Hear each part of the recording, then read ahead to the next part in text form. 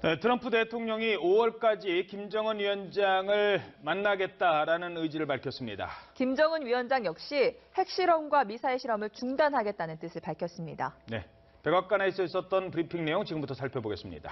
양무진 북한대학원 대학교 교수, 홍현익 세종연구소 수석연구위원 함께합니다. 안녕하십니까? 안녕하십니까. 자, 그럼 앞서 잠시 보셨는데요. 백악관에서 오늘 아침에 있었던 정의용 실장의 브리핑 내용 먼저 듣고 자세한 질문 이어가도록 하겠습니다. I told President Trump that in our meeting, North Korean leader Kim Jong-un said he is committed to denuclearization. Kim pledged that North Korea will refrain from any further nuclear or missile tests. He understands that the routine joint military exercises between the Republic of Korea and the United States must continue. And he expressed his eagerness to meet President Trump as soon as possible. President Trump appreciated the briefing and said he would meet Kim Jong-un by May to achieve permanent denuclearization. The Republic of Korea, along with the United States, Japan, and our many partners around the world, remain fully and resolutely committed to the complete denuclearization of the Korean Peninsula. Along with President Trump, we are optimistic about continuing a diplomatic process to test the possibility of a peaceful resolution. The Republic of Korea, the United States, and our partners stand together in insisting that we not repeat the mistakes of the past, and that the pressure will continue until North Korea matches its words with concrete actions. 네, 두 대표가 그 백악관으로 갈 때까지 저런 브리핑을 할 것이다 라는 예상까지는 아마 많은 사람들이 못했을 것 같은데요. 지금의 이 북미 관계 급속도로 이제 진행되고 있는 속도 어떻게 보십니까? 네, 저도 사실 아침까지 예상하기 어려운 빠른 속도입니다. 근데 이제 내면에서 흐르는 거 보면 김정은이 뭐 육개항 합의했다라고 해서 이제 정의용 실장이 발표했잖아요. 그 김정은의 결단은 결단이지만 우리 정부가 다 그 내용을 미리 준 겁니다. 그래서 한 열흘 이상 고민하다가 그렇게 가자. 그렇게 했던 거지 김정은이 문장 작성하고 그런 게 전혀 아니라는 거예요. 예. 그러니까 남북 관계에서도 우리 청와대가 주도를 했던 거고 그다음에 한미 관계에 있어서도 지속적으로 대통령께서 그 펜스 부통령한테 귓속말로 다 얘기해주고 또 이 정의용 실장이 맥메스터 보좌관을 통해서 계속해서 이게 연결이 되고 있었기 때문에 아주 놀라운 건 아닌데 저기서 딱 하나 오늘 나온 뉴스라고 하면은 트럼프 대통령이 5월까지는 김정은을 만날 수 있다. 이게 뉴스죠. 다른 거는 다 이미 남북 간의 특사가 이미 발표한 거고요. 새롭게 나온 거는 트럼프 대통령이 만날 수 있다. 왜냐하면 김정은은 트럼프 대통령 조속히 만나고 싶다는 건 익히 알 수 있는 거고요. 아니 그 평창 올림픽 때만 해도 펜스 부통령이 김여정도 안 만났지 않았습니까? 그렇죠. 그 문재인 대통령이 만찬장에서 그 좀 들어오시죠라고 네. 했는데도 그냥 안 만나고 갔는데 그때 분위기랑 지금 분위기랑 완전히 다른 거 아닙니까? 네, 그러니까 일종의 학습 효과라고 봅니다. 김정은이 빠르게 지금 앞으로 나가고 있기 때문에 잘못하면 미국이 초강대국이지만 너무 뒤쳐져 있다. 그리고 그때 시금석이 된 게 뭐냐면 펜스 부통령이 북한에 대해서 계속 이렇게 추궁하고 압박하는 행보를 보였는데 다른 나라 언론은 물론이고 미국 내에서도 우리가 뭐 잘못한 것도 없는데 왜 이렇게 피해 다니냐. 오히려 단호하게 야단치고 그런 준엄한 자세를 보였어야 되는데 왜 피했냐라고 해서 여론이 안 좋았거든요. 예. 따라서 그 뒤에 김정은이 또 계속 나가니까 자칫하다가 뒤에 많이 처지겠다. 그럴 거면 트럼프가 사업가적인 기질을 발휘해서 그럼 우리도 동참하자. 그래가지고 전격적으로 가세하고 있는 모양새가 아닌가. 네, 김정은 위원장의 제안에 트럼프 대통령도 만나자고 화답을 했습니다. 이 정의용 실장의 브리핑 직후에 남북 관계가 큰 진전을 이뤘다는 트위터 글도 남겼다고 하더라고요. 그래서 이제 우리 지금 홍 박사 잘 말씀을 했는데 지난 3월 5일 우리 특사단의 방문을 통해서 김정은 위원장 합의사항 6개야. 여기에서 구체적인 내용 속에 보면은 큰 변화가 없다 그런 생각하거든요. 예를 들어 가지고 미국하고 대화하고 싶다. 비핵화 의지 밝혔다. 그리고 핵과 미사일 실험 중단하겠다. 이러한 것은 이미 3월 5일 합의서에 다 담겨 있죠. 이것을 뭐냐 반복하는 것이 아니고 재확인한 수준이죠. 그만큼 의지가 있다는 반영이었죠. 근데 단지 이제 우리 홍 박사께서 말씀하신 대로 지금은 이제 김정은 위원장이 트럼프 대통령하고 조속한 시일 내에 만나고 싶다. 여기 대해서 곧장 트럼프 대통령이 5월 달에 면담 만나 용이했다고 밝혔잖아요. 이것이 네. 아주 중요한 뉴스거든요. 그래서 지금 이제 우리 앵커께서 말씀한 대로 펜스 부통령이 왔을 때 전혀 미국 만날 것도 없었고 오히려 북한을 압박했죠. 예. 또 이방과 왔을 때도 만나지 못했죠. 이러한 것과 비교해 보면 엄청난 변화죠. 그런데 그럼 왜 변화가 왔을까? 이 부분에 대해서는 아마 지금은 이제 이번에 우리 정의용 실장이 밝히지 않았지만도 뭔가 한미 간에 북미 간에 또 다른 뭔가 중요한 적어도 트럼프 대통령이 5월 달에 김정은을 만날 수 있던 그런 환경 여건이랄까요? 이런 것이 뭔가 내용에 담겨 있는 것이 아닌가? 저는 그렇게 생각을 합니다. 예. 자, 그런데 뭐 잠시 뒤에 또 얘기하겠습니다만 이게 만난다고 다 될 것 같지는 않습니다. 트럼프 대통령의 트위터 올렸던 내용 다시 한번 좀 볼까요?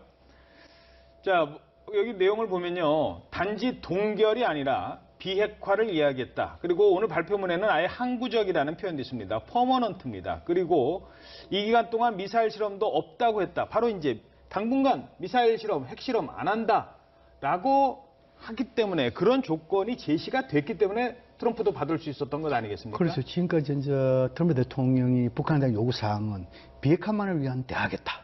거기에 대한 진정 행동을 보여라. 이렇게 요구했잖아요. 그래서 지금 김정은 위원장이 단순하게 뭐 동결이라든지 핵과 미사일 중단이 이것만 하는 게 아니고 항구적인 비핵화 뭔가 여기에 대해서 미국에 던진 메시지가 아주 강렬했기 때문에 아마 이 트럼프 대통령이 이런 반응을 보인 거 아닌가. 뭐 그런 속에서 과연 우리가 뭔가 여기에 대해서는 아마 김정은 위원장과 트럼프 대통령의 만남 속에서 한반도 비핵화를 최고 정상수준에 선언하고 거기에 대해서 아마 그 행동이랄까요? 행동 조치도 상당 부분 좀 진정된 것, 이 정도까지 접근되고 있지 않을까 저는 그렇게 생각합니다. 네.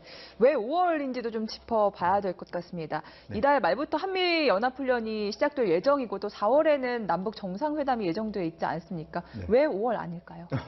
4월 나오면 남북 정상회담하고 북미 정상회담하고 경쟁하는 양상이 되기 때문에 예. 일단은 그렇고요. 서두르지 않겠다는 거죠. 한마디로. 왜냐하면 트럼프 대통령은 지금 뭐 작년 내내 선제 공격할 수 있다, 그리고 군사 공격까지 할 수 있다 그러면 최고의 압박을 가는데 갑자기 그냥 유턴하려면 좀 일단 정지하고 돌아야 되잖아요. 예. 그러니까 좀 시간이 필요한 것 같고요. 우리 정부는 좀 오래전부터 남북관계 정상화나 이 개선을 위해서 여러 달 동안 노력해왔기 때문에 그게 이상하지 않은데 미국으로서는 좀 시간이 필요하고 또 하나는 정치적으로 자칫 미국이 먼저 했다가 낭패를 보면 정치적 부담을 자기가 다 안아야 되잖아요. 근데 남북 정상회담을 보고 좀 진전되는 거 보면 가서 어떤 편승해서 정치적인 이익을 보려는 게 아닌가 이런 생각이 들어요. 당연히 지금까지 너무 강하게 압박했기 때문에 갑자기 이렇게 돌아가기는 쉽지 않아 보입니다. 네. 그렇다면은 그 장소는 어디가 될까요? 평양에서 만나게 되는 걸까요? 그 말씀드리기 전에 아마 그 4월 남북 정상회담, 5월 북미 정상회담 이것은 아마 우리의 입장이 많이 개입돼 가지고 양측이 수행한 것이 아닌가. 조율한 부분이다. 예, 그래서 다시 말해서 뭐냐 하니까 우리 문재인 대통령 항상 강조하는 것이 남북 대화, 북미 대화 선순환 이거야만이 한반도 비핵화를 이끌 수 있고 평화 체제를 이끌 수 있고 계기시마다 주장을 했잖아요. 아마 그런 차원에서 지금은 이제 김정은 위원장이 비핵화에 대한 의지가 있고 또 지금 이제 트럼프 대통령도 뭔가 북미 간의 대화 뭐 이런 데에서 의지가 있는 상태에서 자꾸 시간이 늦춰지면은 오히려 이게 뭐냐 변질될 수 있지 않습니까? 그런 차원에서 아마 4월, 5월 이렇게 우리가 좀 스케줄 정해는 것 같고 그다음에 미국 입장에서는 두 가지입니다. 한미 간의 조율 선상에서 남북 간의 정상회담의 결과를 보고 북미 간의 정상회담 이런 하나 있고 두 번째는 뭐냐면 트럼프 대통령 입장에서 국내 정치에 관련해가지고 지금까지는 한반도에 있어가지고 북한 압박하면서 적절하게 긴장 고조 이것이 오늘 11월 미국 중앙선거에 도움이 된다. 이렇게 판단했는데 이 남북 간에 또 김정은 위원장의 전언을 보니까 완전히 다른 형식으로 가지고 가겠다는 것이죠. 그래서 왔을 때 오히려 11월 달 중간선에 있어가지고 비핵화 부분에 항구적인 비핵화 부분에서 나름대로 결정적인 뭔가 합의가 되면은 오히려 트럼프 대통령의 11월 달 선거에 도움이 되는 그런 차원에서 아마 트럼프 대통령이 오히려 받아들인 게 아니겠냐 이렇게 생각을 트럼프 합니다. 대통령 입장에서도 미국 대통령 중에 역대 미국 대통령 중에 북한의 지도자를 직접 만난 대통령은 본인이 처음이 될 가능성이 커지니까. 그렇죠. 지금까지 보면은 전직 대통령은 두 사람을 간 사례가 있습니다. 네. 카터 전 대통령. 물론 이제 전직이니까. 예, 그리고 클린턴 전 대통령 갈 수 있고. 그러나 그 2000년도 10월 달에 그 이 북미 간에 서로 특사가 서로 교환 방문했잖아요. 그때 뭐냐면 2000년 12월 달에 북미 간에 평양에서 정상회담을 하기로 또 합의를 했습니다. 그럼에도 불구하고 부시 대통령이 당선되는 바람에 이것이 뒤로 연결됐죠. 그러면서 이제 저 정상회담 장소 이거 관련해 가지고 아마 이것은 평양이냐 워싱턴이냐 제3국이냐 이렇게 되는데 그러나 북한 입장에서는 아마 평양에 선호할 것이다. 그렇게 전망합니다. 워싱턴까지 가기에는 좀 김정은 입장에서는 부담이 되겠죠. 물론 그전 남북 정상회담 하기 때문에 자신감은 있겠지만 그러나 대외 이런 부분에 대해서 경험이 전혀 없지 않습니까? 또 그리고 북한에 있어가지고 아직까지는 그 이 미국에 대한 또 자신의 그 경호 보완이랄까요? 이런 부분에 자신도 좀 덜 할 것이고 오히려 평양에서 초청하면서 가지고 더욱더 국제사회에 알리는 그런 계기 평양 중심으로 그런 차원에서 아마 트럼프 대통령을 평양 초청을 가능하는데 과연 트럼프 대통령이 평양에 갈 것인가? 이건 별개의 문제라고 생각합니다. 그 우리나라나 판문점을 얘기하는 뭐 서울도 있고 제주도도 있고 판문점을 얘기하시는 분들도 있던데요. 그럴 가능성은 어떻게 보세요? 그렇죠. 이제 가능성이 상당히 열려 있죠. 우리 대통령께서도 판문점에 가서 김정은을 4월 말에 만나기 때문에 그건 다분히 두 차례나 우리 전직 대통령들이 평양을 가셨기 때문에 이번에 당연히 김정은이 서울을 와야 되는데 김정은이 뭐 마음은 있을지 모르지만 서울에 왔다가 혹시 신변에 문제가 생길 것을 우려해서 아마 서울까지는 못 오는 것 같습니다. 그러니까 다시 한번 우리 대통령이 그 다음에 평양을 가시고 그 다음쯤에는 서울에 올지 모르죠. 근데 이제 트럼프 대통령은 워낙 사업가적 기질을 볼 때 뭐 내가 뭐 평양이라고 못 가겠어? 그래 갈 수도 있지만 혹시 서울을 방문해서 판문점에 가서 우리 대통령처럼 그렇죠. 판문점에서 숙소는 만날 서울에다 수도 있고요. 두고, 예. 아니면은 뭐 베이징이라든지 그 블라디보스톡, 뭐 모스크바 이런 것도 생각해 볼 수가 있는데 저 베이징은 아무래도 미중 경쟁을 생각할 때 미국 대통령이 김정은을 그렇죠. 베이징에서 만난다는 건 좀 상상이 안 되고요. 러시아도 상당히 그 가능성이 있다라고 봤는데 지금 그 러시아 스캔들 때문에 러시아 커넥션이라고 하는 트럼프 대통령이 러시아하고는 일부러라도 거리를 둬야 되는데 러시아 가서 만난다는 것도 그렇기 때문에 그런데 이제 김정은은 당연히 평양을 원할 테고 또 미국 가는 것도 곤란하다 그럴 테고 어떻게 보면 판문점이 될 가능성도 배제할 수 없다. 그러니까 예, 그 부분에 대해서 물론 이제 우리 홍보에서 판문점 뭐 배제는 할 수 없습니다. 근데 이제 우리가 지금은 이제 판문점에서 남북 정상회담 3차 하는 것은 1, 2차가 평양을 했잖아요. 근데 지금 북미 간의 정상회담이 전혀 한 사례가 없잖아요. 오히려 그런 측면으로 봤을 때 판문점 같은 하면 사실 그 북면의 의전에 보완은 될지 몰라도 상당부 사람들이 많이 와야 되잖아요. 그런 측면에서 저는 판문점의 가능성보다 오히려 평양의 차라리 가능성이 더 평양으로 높지 직접 않겠느냐. 간다. 예. 트럼프의 기질로. 예, 예. 두 사람이 만난다면 의제가 뭐가 될지도 궁금합니다. 얘기가 잘 통한다면은 어느 길까지 나올 수 있는 겁니까? 트럼프는 계속 비핵화를 외쳐왔기 때문에 비핵화에 있어서 사실은 실무회담을 거쳐서 정상회담에서 이걸 사실 인준하는 곳이 정상회담인데 트럼프는 위에서부터 탑다운 방식으로 갈 가능성도 있는데 아직 5월이면은 지금 거의 두 달이 남았기 네네. 때문에 두 달 동안에 일단 남북 정상회담을 위해서 많은 것이 변할 테고 한미연합 훈련하는데 북한은 인내할 테고 그 다음에 아마 제가 추정컨대는 특사가 반드시 왔다 갔다 그렇겠죠. 해야지 정상회담이 되지 그냥 대통령이 바로 가는 건 상상하기 어렵고요. 예. 이제 특사를 하는데 또 다시 이제 뭐 리수용이라든지 아니면 리용호 외무상 이런 사람들을 단장으로 하고 또 김여정을 그 얘기가 부단장격으로 나오더라고요. 이제 네. 보낸다든지 해서 신뢰를 좀 쌓고 그 미국에서도 틸러슨 국무장관 정도가 평양을 가고 그래가지고 비핵화가 또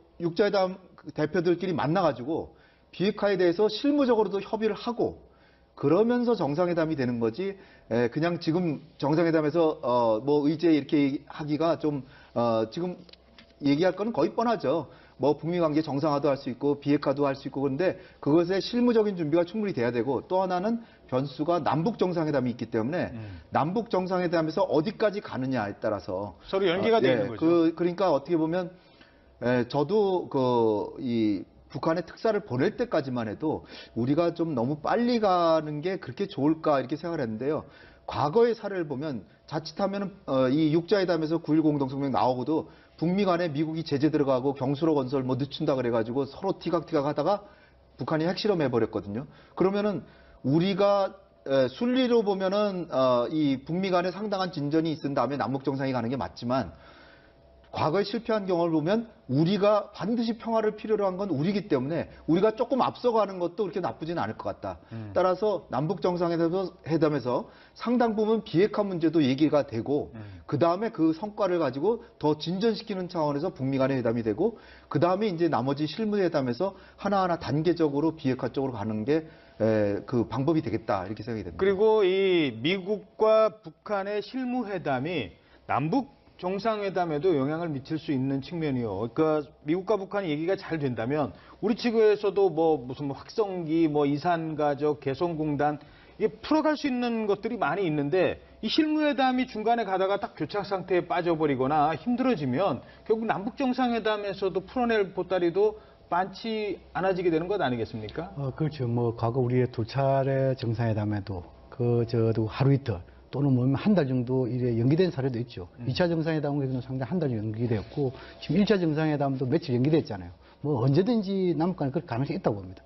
특히나 그 남북한에 있어가지고 지금 이제 이거는 150마일이라는 건 뭡니까? 서로 대치되어 있기 때문에 우발적인 사건이 언제 있을 수 있잖아요. 또 그러면 뭐 서로 오해, 다시 말이고 당국자의 발언, 언해, 이런 오해, 이럴 때면 이것이 뭡니까? 남북관계 북미다 영향을 미치겠죠. 그러나 지금 현재 남북미 최고 지도자가 서로 대화를 통해서 뭔가 해결하겠다. 또 그리고 특히 남북한에 있어가지고 뭔가 이 뭡니까? 관계 발전에 있어서 상당히 의지가 강하고 특히 우리 문재인 대통령이 뭡니까? 북미에 대해서 중재의 역할을 상당히 하고 있지 않습니까? 그런 측면 봤을 때 과거와는 달리 좀 약간의 이런 문제 이런 것은 뭡니까? 지금 하나를 통해서 언제든지 해결할 수 있는 그런 위치가 있지 않습니까? 그런 측면에서 과거와는 좀 다르다.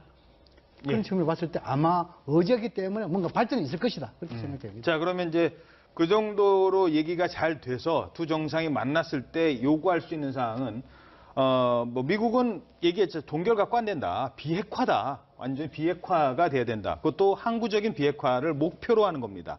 다행히 그전에는 대화의 조건이 비핵화였는데 이제는 만나서 얘기할 수 있는 목표가 비핵화로 좀 진전이 된 거고요.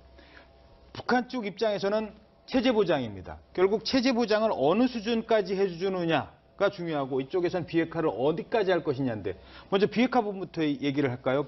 뭐 어디까지 해야 미국이 만족할 만한 비핵화가 될까요?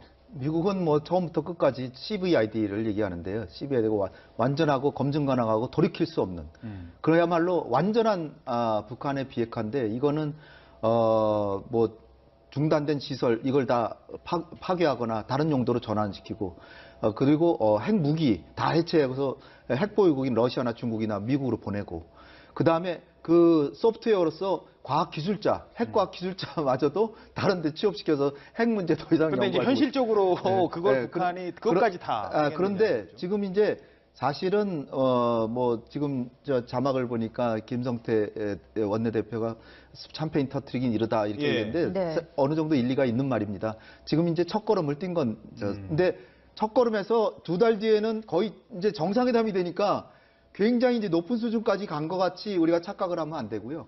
지금 북한이 약속한 거는 말로써 출구로서의 비핵화를 동의한 거. 그러니까 북미 간의 의제로 비핵화 문제도 논의할 수 있다. 이거 한 거 하고요.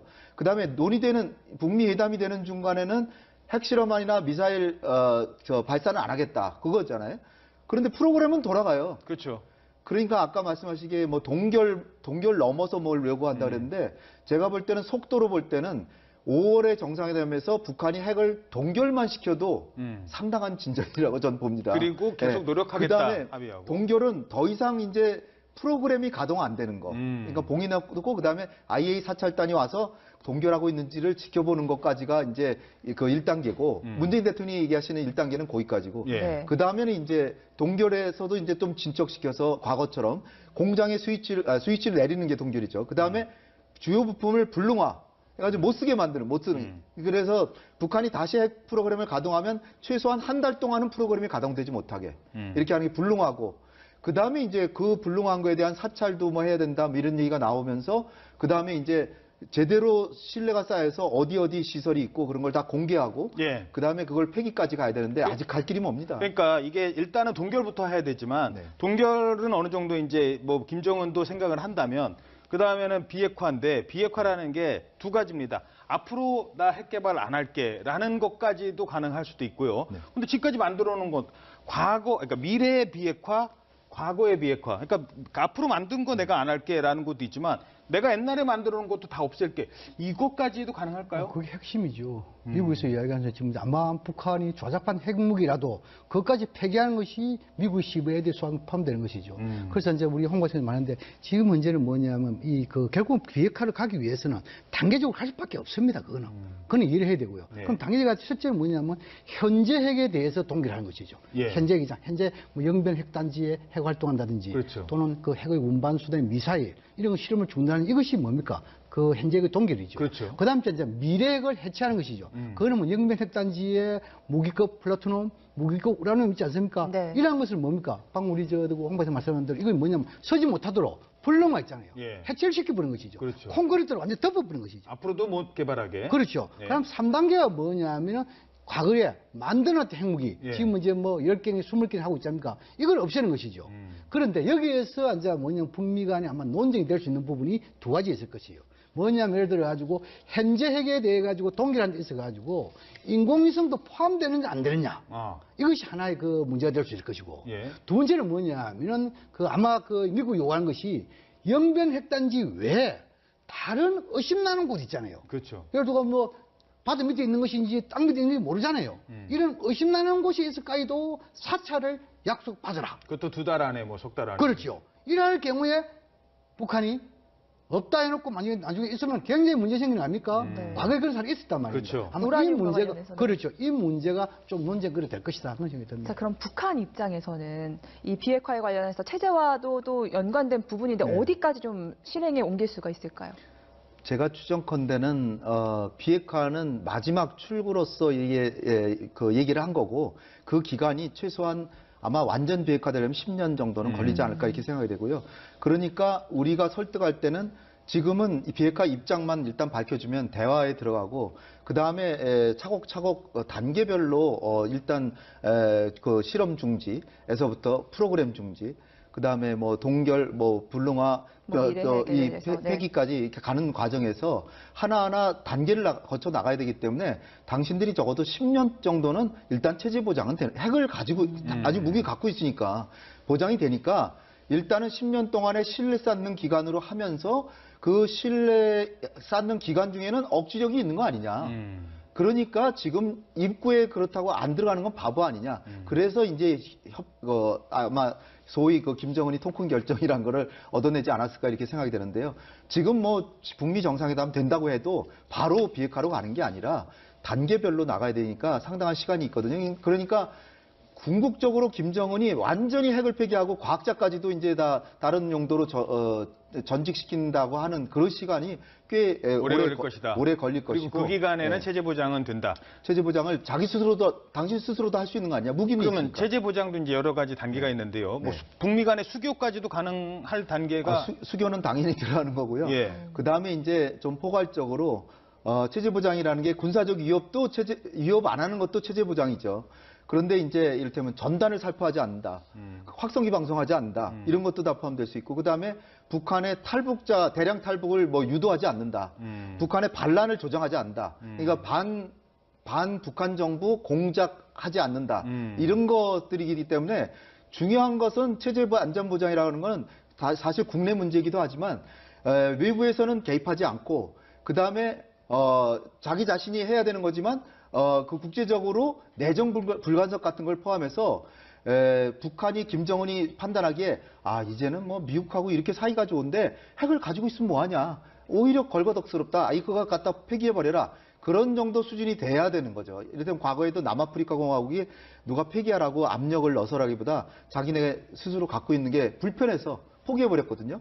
그런 식으로 북한도 체제 보장이 되면 포기하는데 그것까지 가는 게 이제 시간이 꽤 걸리겠지만. 그럼 그 단계에서 제재는 어느 수준에 어떻게 제재는 당연히 다 이제 미리 다 그러니까 만나죠. 약속만 해도 제재를 다 할 수는 없는 거 아니에요? 사실 제재할 때는 우리가 단계별로 이렇게 착착착착 하잖아요. 예. 그러면 거꾸로 북한이 조금 성의를 보이면 마지막 제재한 것부터 하나씩 풀어주는 게 순리죠, 사실. 예. 뭐 그거를 이제 유엔 안보리 같은 거 소집해 가지고 그 제재하는 부분을 논의하면서 북한이 이 정도 나오면 어느 정도까지는 풀어주자. 그렇게 해서 북한으로서도 자기가 성실하게 비핵화에 임하면 얻는 게 있어야 될 거 아니에요. 예. 그래야 또 열심히 약속을 지키죠. 그러니까 과거에는 그런 부분을 잘 안 했는데 북미 간에는 94년에 제네바 핵합의하고 상당 부분 제재를 풀어주기도 했거든요. 양자 간에는 됐는데 유엔 안보리 제재도 북한이 어느 정도 비핵화로 가면 단계적으로 풀어준다 이런 걸 논의할 수 있다라고 봅니다. 네. 그 관련해서 읽어봅니다. 예. 우리가 사례를 드려야 되는데, 예를 들어 비핵화가 있어가지고 우크라이나와 남아공 두 개 사례가 있습니다.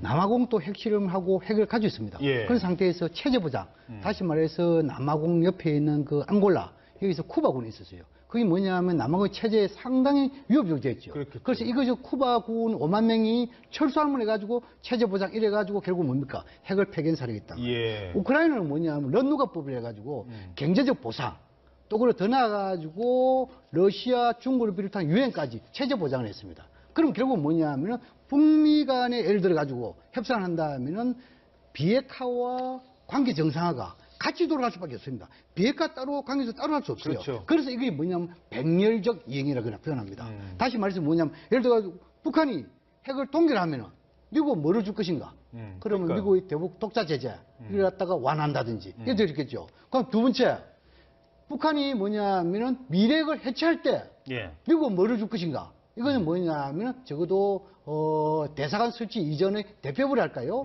이런 설치를 한다든지. 예. 그 다음에 핵 폐기라면 뭐를 줄 것인가? 그러면 뭐냐면 수교. 이러한 것이 서로 백렬. 그러면 이 백렬적 선상에서 결국 검증을 해야 되네요. 이 검증하고 또 이행하고 새로운 단계를 합의하고 이 시간이 방금 우리 홍 박사 말씀대로도 적어도 한 10년 정도 소요될 것이다. 그 맥메스터 국가안보보좌관이 오늘 그 유엔 안보리를 찾아가서 이 내용을 설명을 한다고 합니다. 그러니까 그 얘기는 뭐냐면 적어도 앞으로 추가적인 대북 제재는 더 이제 하지는 않겠죠. 지금 대화 국면에서 더 제재를 하지는 않겠고 지금까지 제재라고 한다면 지금의 제재가 북한의 목줄을 딱 막고 있는 더 이상 제재가 들어가면 힘든 상황까지 왔다고 봐야 되나요? 글쎄요, 이제 거기에 대해서는 뭐 학자들마다 다 분석이 다릅니다. 그럼 결국 뭐냐면 김정일 위원장이 이렇게 비핵화 결단안이 있어가지고 국제사회 압박 제재 이것이 효과다 이렇게도 볼 수 있잖아요. 예. 또 다른 한편은 뭐냐면 미국이 이 효과가 없다고 만약 한다면 이거보다 더 강한 군사적인 행동하겠다. 이것을 피하기 위해서 시간 벌기 위해서 김정일 위원장이 이렇게 결단했다. 만약 이렇게 한다면 역으로도 생각해야 돼요. 역으로 있잖아요. 예. 역으로 예를 들어가지고 이 제재, 예를 들어 군사적 행동 이런 데서 만약에 예를 들어 결단 안 내리고 더 맞대응했다. 그럼 또 다른 차원이단 말입니다.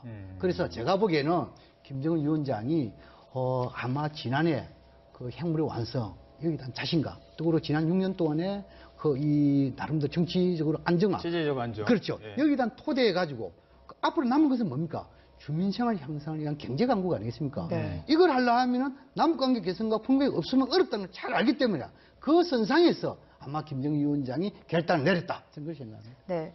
우리가 지금 얘기하고 있는 것들이 우리도 놀랄 정도로 상당히 전향적인 내용들인데 북한 뭐 조선중앙방송을 비롯해서 언론들에는 이런 내용이 전혀 보도되지 않고 있다고 합니다. 아무래도 내부 단속을 좀 하고 있는 걸까요? 김정은으로서는 자기가 특사들한테만 얘기한 것이고 이것이 아직 실행 단계에 들어간 건 아무것도 없잖아요. 그러니까 노동신문이나 이런 데는 아직도 핵 무력이 우리의 그 체제 유지의 보검이다 뭐 이런 식으로 계속 나오는데 이거는 뭐 이 고의적으로 이렇게 한다기보다 몇 가지 이제 차원인데 첫째는 주민들이 너무나 급격한 변화를 하면 혼돈스러우니까 그렇게 볼 수도 있고요. 네. 그다음에 이제 북미 간의 협상력 강화 차원에서도 일단 뭐 자기네가 먼저 양보적으로 행동으로 들어가면 또다시 돌이키기가 어렵고 지도자의 말은 한번 유턴하면은 계속 어느 정도는 가야 되는데 그러니까 한국이나 미국이 뭔가 행동이 나올 때 그때 이제 언론이나 이런 데는 돌아갈 것 같고요. 그다음에 이제 군부나 이런 북한 내부에서도 강경파들이 보기에는 우리 지도자가 너무 많이 양보한 거 아니야 이렇게 또 거기도 할 수 있기 때문에 거기는 언론 통제가 얼마든지 가능하기 때문에 굳이 지금 이런 얘기를 노동신문에 실을 필요가 없다. 그러나 이제 점진적으로 이런 이제 북미 정상회담까지 이런 얘기가 나오고 있기 때문에 점진적으로 이제 그러니까 수위가 약해지면서 이제 돌아가는 국제사회 평화롭게 지내는 것도 우리 민족에 나아갈 바가 아니냐 이런 식으로 조금씩 바뀔 가능성이 저는 있다라고 봅니다. 김정은이 그만큼 자신감이 있다는 걸까요? 그러니까 미국에도 매파 비둘기파가 있듯이 북한에도 강경파가 있고 온건파가 있을 텐데 네. 군부 강경파는 무슨 소리입니까? 지금 핵 개발 계속 끝까지 완성을 시켜야지 이렇게 얘기하는 사람도 있을 거거든요. 그럼요.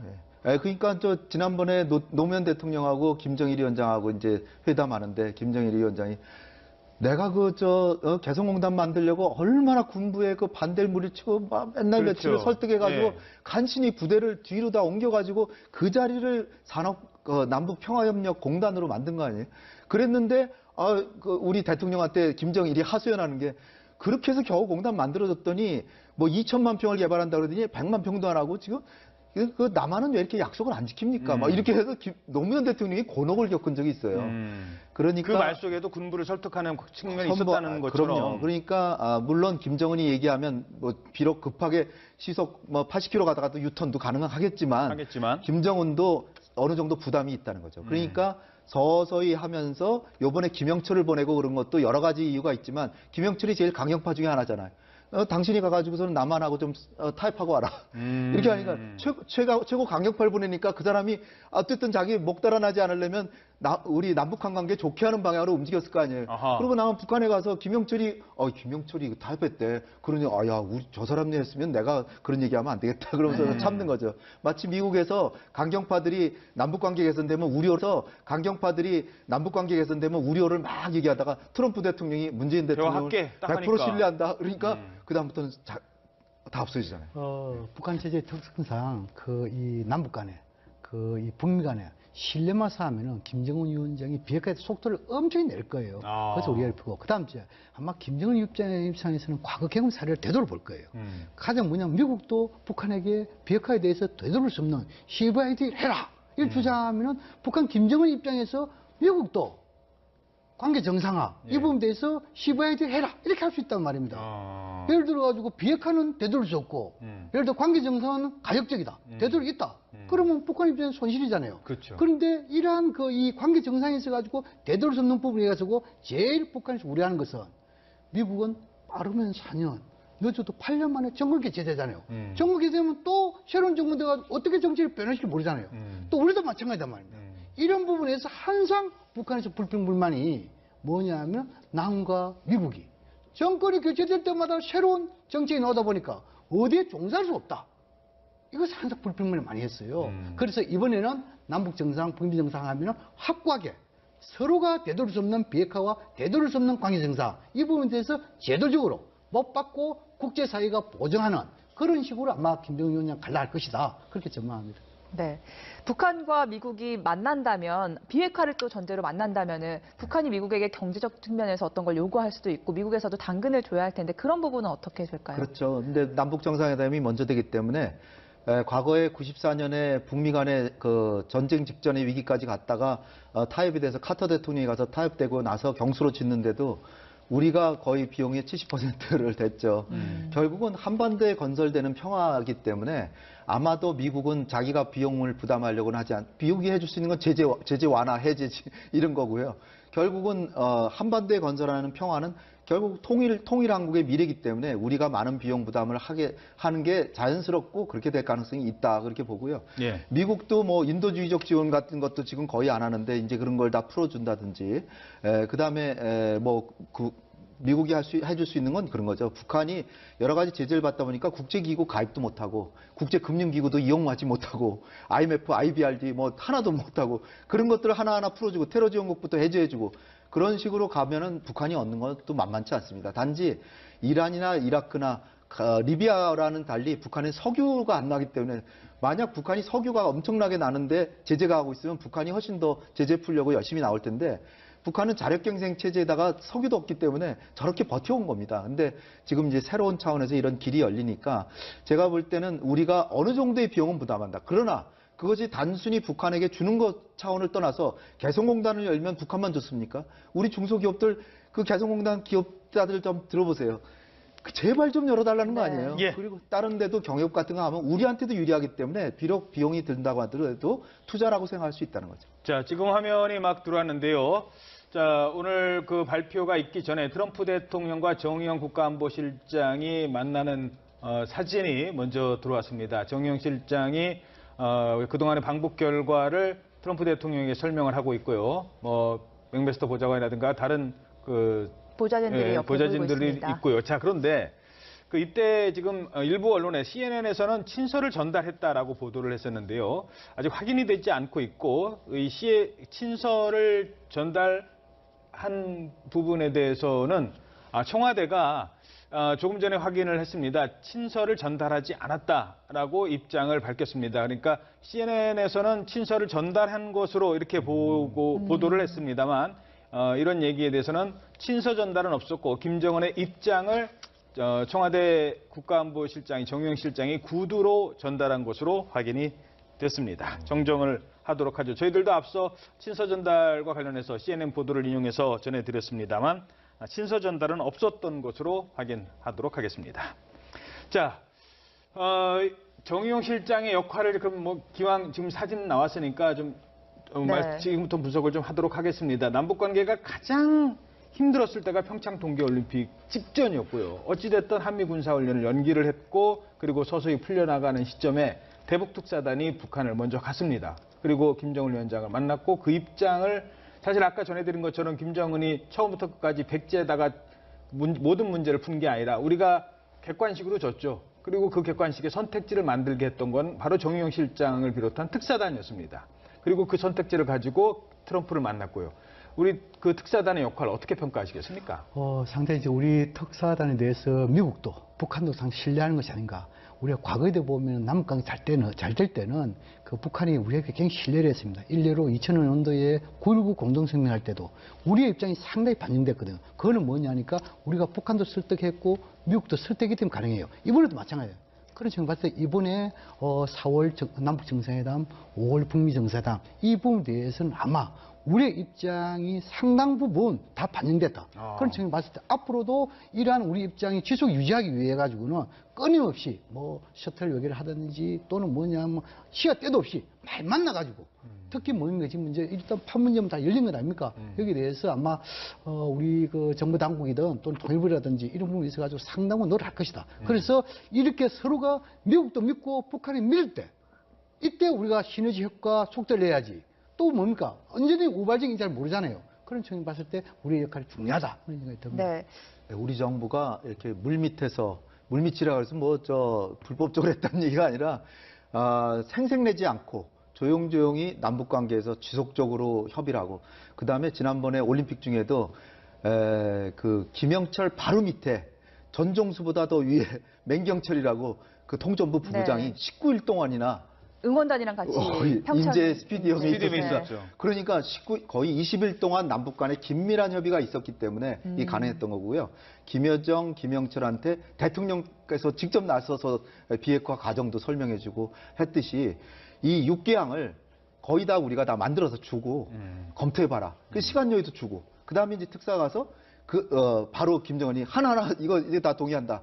그러니까 고충이 많으시죠. 꽉 그런 식으로 얘기를 해가지고 그러니까 특사 면담은 1시간 정도 하고 3시간은 만찬했다는 거 아니에요. 그러니까 그러고도 김정은이 이렇게 얘기한 것처럼 우리가 좀 겸손하게 있었고 지금도 미국에다 우리가 이런 엄청난 결과를 가져왔는데도 또 하나하나 다 알려주고 미리 다 준비해가지고 해서 트럼프 대통령에게 공을 넘기고 우리 대통령은 말씀하시면 미국이 일관되게 북한에 대해서 꾸준한 압박을 해줘서 우리가 이런 성과를 냈다. 사실은 좀 모순되는 것 같지만 미국에게 고맙다. 이게 다 우리 덕이다가 아니라 트럼프는 보세요. 트럼프는 다 이게 압박을 내가 잘한 덕분이다 그러잖아요. 그건 초강대국이니까 그런 거고요. 우리 외교가 이런 식으로 겸손하면서도 지혜롭게 계속 상대방에게 공을 넘기고 아마 저는 트럼프를 만나면 이것만 잘하면 노벨 평화상까지 받을 수 있다. 이런 얘기도 해주는 게 좋겠어요. 알겠습니다. 그거는 이제 자꾸 이제 그런 얘기가 지금 그 전문가들이 농담 비슷하게 나오는데 그건 농담인지 아닌지는 실현될 가능성이 있지만 트럼프한테는 진짜로 아직 좀 상당한 이른 감이 자극이 있다는 됩니다. 점을 말씀드립니다. 적어도 제가 생각하기엔 우리가 무역강국이잖아요. 왜 우리가 무역강국이었는지 물건 사다가 이 사람한테 팔고 중간에 왜 이렇게 중개 역할을 잘했는지는 이번 만남을 통해서 볼 수는 있었던 것 같아요. 그렇죠. 중재자의 역할의 그 효과랄까요. 이것은 믿음이 없으면 어렵습니다. 그 믿음 속에는 뭡니까? 그만큼 우리가 역량이 있어야 가능하잖아요. 그게 우리 경제라든지 이런 게 없었다면 그 존재할 수 없잖아요. 그런 측면에서 아마 이번에 그 김정은 위원장이 1월달 신년사에 남북관계에서 드러났을 때 그 이후부터 아마 판문점 중심으로 해가지고 남북 간에 상당한 물밑 접촉이랄까요 있었고 그 결과 이게 또 뭐냐면은 지금 이제 평창올림픽 참가했고 예. 지금 평창올림픽에서 일부에서는 뭐냐니까 북미 간에 대화의 가능성이 있지만도 만나지 못하고 갔다 이렇게 주장하는 있지 않습니까? 그러나 또 다른 한편으로는 만날 가능성도 배제할 수 없다 이렇게 봐야 되거든요. 어떻든 간에 지금은 이제 우리 중재 속에서 아무리 우리가 다 했다 하더라도 우리가 뭐냐면은 질문도 떠지고 해답도 내고 했다 하더라도 결심과 결단은 누가 합니까? 그렇죠. 결국은 김정일 위원장과 트럼프 대통령 아니겠습니까? 김정은과 트럼프죠. 그렇죠. 김정은과 트럼프 대통령 아니겠습니까? 그런 지금 할 때 우리가 상당히 준비 안 하면 어렵거든요. 그래서 우리가 물밑을 보면 한편으로는 한미 간에 또 한편으로는 그 남북 간에 이래가지고 결국 뭡니까? 올해 트럼프 대통령과 김정은 위원장 만남까지 이렇게 준비된 거잖아요. 예. 그래서 이것을 갖다가 기회를 놓쳐서는 안 된다. 중매 잘못하면 뺨이 석대라는 말도 있는데 지금까지는 네, 다리를 잘 지금까지는 놓은 것 좋았죠. 같은데 네. 앞으로 5월까지 한 2달 남았는데 이때까지 우리 또 중매 외교에 놓여진 과제는 뭘까요? 일단은 남북 관계가 이 4월 말에 정상회담이 예견돼 있지만 이 인도주의적 뭐 교류라든지 그런 것을 시도하고 문화 교류 협력 그리고 뭐 태권도 시범단도 이제 곧 가겠죠. 그런 식으로 남북 간의 관계를 계속 점진적으로 관리하고 네. 그다음에 한미연합 훈련을 제가 보기에는 뭐 전략자산 정도는 비록 김정은이 양해했다라고 하지만 그래도 전략자산까지 굳이 올 필요는 없지 않겠나 저는 그렇게 생각되고 송영무 장관이 어제 얘기했다 어제 약간 하고. 뭐 부설수에 네. 오르셨지만 제가 보기에는 오늘 이렇게 움직임이 이렇게 있어가지고 아마 묻히지 않을까 보고요. 전략자산이 지금 굳이 와야 될까 이런 생각이 들고요. 그 다음에 결국 북핵 문제가 아까도 10년 걸린다 그랬는데 이것을 우리가 타협안을 만들고 북한이나 미국이 양자가 다 받아들일 수 있는 수준으로 계속 수정해 나가면서 그 북미 간의 회담은 하지만 타협안을 우리가 만들어주는 방식으로 우리가 주도할 수 있습니다. 그러니까 그거를 우리가 해서 그 다음에 나머지는 중국과 러시아 굉장히 이런 변화를 반기고 있잖아요. 그들도 역할을 할 수 있도록 적극적으로 해라. 제가 볼 때는 아베도요. 지금까지는 굉장히 그 꼬장꼬장하게 막 그 반발하고 그랬는데 거꾸로 아베가 먼저 평양을 갈지도 모르겠어요. 예, 네. 예, 아베 얘기는 잠시 뒤에 하도록 하고요. 한미 군사훈련 이 부분에 대해서는 좀 얘기를 하겠습니다. 이번에 김정은도 예년 수준의 그 한미 군사훈련은 이해한다라고 하는 거. 물론 이제 밝혔습니다만 이번에 다시 한번 이제 나왔지 않습니까? 그 예년 수준이라는 걸 김정은은 어디까지를 이해하는 가능성이 있다고 봐야 되나요? 과거에도 남북관계 좋을 때는 북한이 한미군사훈련 건드리지 않았습니다. 나쁠 때는 항상 이게 북침 전쟁을 했죠. 근데 지금 예년 수준 가면은 아마 2010년 이전의 수준 아니겠느냐. 다시 말해서 4대 전략자산을 동원하지 않는 막 그런 측면에서는 충분히 이해한다. 저는 뭐 그렇게 이해를 하고 있고요. 근데 지금은 이제 그 우리 그 황 박사가 이야기했는데 지금 이제 그 남북 간에 북미 간 이런 회담에서 아마 3월, 4월 중으로 이 남북 간에는 뭡니까 정상회담 개최를 위한 실무회담을 할 것이고 그렇죠. 또 북미 간에는 아마 예비회담을 할 것입니다. 특사도 오고요. 그렇죠. 이 상에서 상당히 중요한 것이 두 개입니다. 첫째는 뭐냐면 당국자들, 남북미 예. 모두 당국자들이 상당히 언행에 신중해야 됩니다. 아. 과거에 이 말 잘못해가지고 이것이 흩어진 상이 굉장히 많습니다. 그래서 지금 박사님도 작게 얘기하시는 거죠. 그렇죠. 크게 얘기하시는 두 번째는 뭐냐면 환경과 여건에서 분위기 조성이 중요하지 않습니까? 예. 지금 네네. 이미 우리가 그 남북을 합의하는 6개 중 6항에 보면은 태권도 시범다. 예. 또 그리고 지금 이제 예술단 방북돼 있다 아닙니까? 예. 이건 이미 남북간 합의된 사항입니다. 아마 이거라도 뭐 예를 들어 인도적이라든지 서부철이라든지 이런 교류를 지속적으로 해야만이 예. 적어도 남북 간의 정상회담에 오히려 신의 효과를 얻을 수 있다. 그런 생각이 듭니다. 그 북미 간에 이제 물밑 접촉이 있을 때 특사에 대한 인물에 대한 내용도 네. 좀 궁금한데 지금 미국에서는 대북 라인이 좀 공백 상태라서 외부 네. 인사를 영입을 검토하고 있다 이런 얘기도 나오고 네. 있죠. 제가 건의할 수 있다면 조셉윤을 다시 재임용해 육자회담 특별 나가려는 대표로. 사람은 다시 네. 다시 오라고 그랬으면 좋겠는데요. 그 아니면은 지난번에 왔던 뭐 앨리슨 후커 뭐 네, 이런 보좌관이죠. 백악관 한반도 담당 보좌관 그다음에 메시 포틴저 그 위에는 메시 포틴저라고 아시아 담당관이 있습니다. 그 사람이 한국을 포함해서 동북아를 다 이제 전담하는데 조셉 윤을 돌이킬 수 없다면 일단은 제가 볼 때는 정상회담이 지금 정해졌기 때문에 너무 낮은 급으로 갈 필요도 없어요. 북한에서 리수용은 이제 국무 담당 부위원장, 그러니까 예. 외교 담당 부위원장이고요. 예. 외무상 하다가 이제 더 올라갔죠. 그 다음에 리용호가 외무상인데 이런 사람들이 대표가 단장이 되고 김여정도 따라가서 정치적으로 신뢰를 주어서 트럼프한테 보내면 트럼프가 만나서 관계 개선을 논의하고 그 다음에 틸러슨 국무장관이 갈 수도 있다. 그러면은 2000년도에 그냥 조명록이 백악관에 군복 입고 가고 그 다음에 올브라이트가 평양을 가가지고 그 카드 섹션으로 로켓을 쏘는데 올브라이트가 할 수 없이 박수를 치니까 김정일이 옆에 있다가 저게 아마 우리가 쏘는 마지막 로켓일 겁니다. 그랬다는 겁니다. 예. 그래서 이제 클린턴이 이제 가려고 그러다가 아라파트가 아유 여기가 더 시급하다 그렇죠. 그래서 못 그래서 못 갔는데요. 갔죠. 그러니까 잘하면 2000년 중반의 모습이 한 2달 내로 이루어지면 지금은 우리 문재인 대통령 임기가 4년이나 더 남았잖아요. 예. 그러니까 기회가 활짝 열려 있다 이렇게 봅니다. 자, 일본 얘기를 좀 짚고 넘어야 될 것 같습니다. 오늘 발표문에요. 인상적이었던 게 그 여러 내용 중에 대한민국, 미국, 그리고 일본과 우방국들이 북한의 핵 문제를 그 강하게 견지해 왔기 때문에라는 표현이 있습니다. 일본이라는 단어를 딱 넣어줬어요. 그러니까 미국 측에서 아마 이 단어를 선택을 했는지 뭐 아니면 우리가 뭐 굳이 선택을 했을 이유는 없었을 것 같은데 그동안 일본이 계속 여기에 빠져 있었거든요. 자, 그 얘기 나오자마자 아베 총리도 바로 자기 입장을 발표합니다. 환영한다. 이 내용 어떻게 해석하시겠습니까? 그래서 이제 지금 이제 트럼프 대통령 입장에서는 한미 동맹이 중요하지만 미일 동맹이 중요하잖아요. 특히 미일 동맹 상황에서 중국도 압박하면서 북한 압박하는 그런 전략 펼쳐왔잖아요. 그런데 지금 이제 예를 들어가지고 아베 총리를 패싱, 예를 들어 소외하면은 앞으로도 상당히 좀 문제가 있다는 판단을 해서 그래서 아마 여우주 차원 그런 차원에서 한미일 이런 것을 강조하고 또 뭐냐면 남북 관계가 북미가 잘 되면은 또 뭐냐면 일본이 다음에 일본하고 북한하고 정상회담 관계 있어요. 예를 들어 지금 이제 4월은 남북 간에 5월은 북미 간에 7월은 북일 간에 할 수 있어요. 예. 뭐 그 사이에 북한과 중국, 북한, 러시아 할 수 있겠죠. 어떻든 간에 일본이 뭐냐면 과거에도 보면 2000년도 이 남북이 잘 될 때 티코를 해가지고 상당히 잘 됐잖아요. 한미일이 항상 조정해야 했단 말입니다. 그래서 앞으로도 아마 지금까지는 한미일이 북한 압박에 대해서 공개이기 때문에 그런 이야기를 했지만도 오히려 미래에 있어 가지고 더욱더 한미일이 공조돼 가지고 이 북한을 비핵화 이끄는데 뭔가 협력을 하자. 여기에 좀 방점이 있다. 그렇게 생각합니다. 어떻게 보십니까? 2002년을 보면요. 2002년에도 사실 2002년에 제2차 서해 교전이 있었어요. 그 다음에 이제 미국에서 나온 얘기가 우리 가을에 북한에 특사를 보내려고 그런다. 그래서 저도 그 당시에 전문가지만 이 북미 관계가 진짜로 뭔가 개선되려나 보다. 그랬더니 난데없이 그 당시에 고이즈미 총리. 고이즈미 총리가 평양으로 그냥 9월 17일에 가버렸어요. 예. 그때는 정말 일본이 자주성을 발휘해서 그 전까지는 미국한테 다 승인받고 갔는데 통보만 하고 미국한테 얘기도 안 하고. 통보만 예, 하고 통보만 가서 하고. 김정일이 만나가지고 이 뭐 북일 회담 결과 선언문도 발표하고요. 앞으로 북일 간에 뭐 긴밀히 협력한다 이렇게 됐는데 그 뒤에 다 아시다시피 그해 10월 2일 날 켈리 차관보가 평양 가가지고 2차 북핵 위기로 들어가는 거죠. 그래서 제가 이게 우리는 남북 관계는 2차 서해 교전에도 불구하고 평화롭게 잘 가고 있었고 예.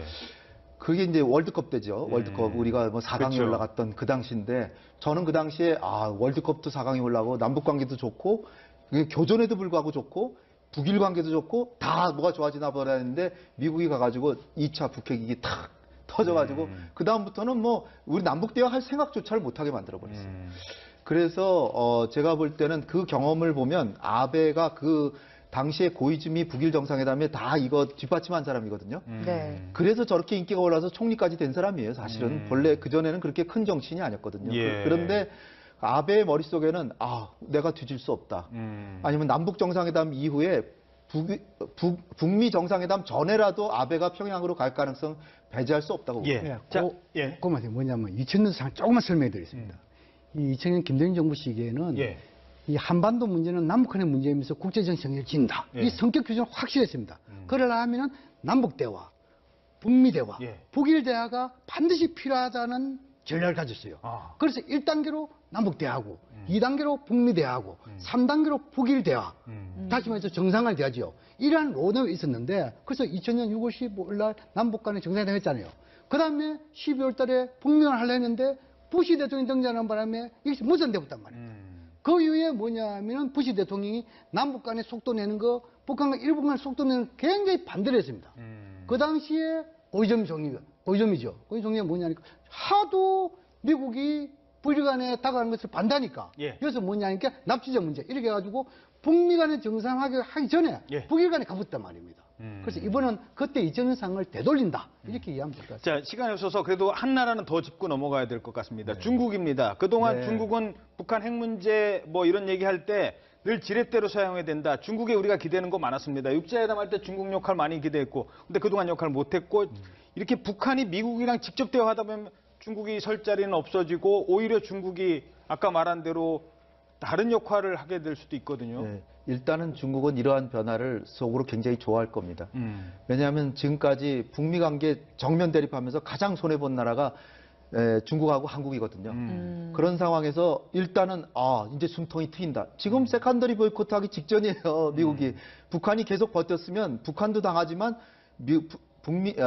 중국하고 미국 간에 3천억 달러가 넘는 흑자를 내고 있는데 세컨더리 보이콧해서 엄청난 무역 제재에 지금 가할 참이었는데 일단 그거 면할 수 있죠. 거기다 비핵화 되면 중국도 비핵화는 좋아하는 거거든요. 그런 상황에서 지금 북중 관계는 껄끄럽지만 이제는 잘하고 있다. 조금만 더 가면 제재 풀고 그 다음에는 경제협력하자 이런 건데 단지 예. 잘못하다 차이나 패싱이 될까봐 걱정하는 것도 있죠. 근데 그 부분은 더 작은 부분이다. 예. 기회를 더 높이 보고 있을 겁니다. 예. 네. 급변하는 한반도 정세에 대해 짚어봤습니다. 양무진 북한대학원 대학교 네, 트럼프 대통령이 5월까지 김정은 위원장을 만나겠다라는 의지를 밝혔습니다. 김정은 위원장 역시 핵실험과 미사일 실험을 중단하겠다는 뜻을 밝혔습니다. 네, 백악관에서 있었던 브리핑 내용 지금부터 살펴보겠습니다. 양무진 북한대학원 대학교 교수, 홍현익 세종연구소 수석연구위원 함께합니다. 안녕하십니까? 안녕하십니까. 자, 그럼 앞서 잠시 보셨는데요. 백악관에서 오늘 아침에 있었던 정의용 실장의 브리핑 내용 먼저 듣고 자세한 질문 이어가도록 하겠습니다. I told President Trump that in our meeting, North Korean leader Kim Jong-un said he is committed to denuclearization. Kim pledged that North Korea will refrain from any further nuclear or missile tests. He understands that the routine joint military exercises between the Republic of Korea and the United States must continue. And he expressed his eagerness to meet President Trump as soon as possible. President Trump appreciated the briefing and said he would meet Kim Jong-un by May to achieve permanent denuclearization. The Republic of Korea, along with the United States, Japan, and our many partners around the world, remain fully and resolutely committed to the complete denuclearization of the Korean Peninsula. Along with President Trump, we are optimistic about continuing a diplomatic process to test the possibility of a peaceful resolution.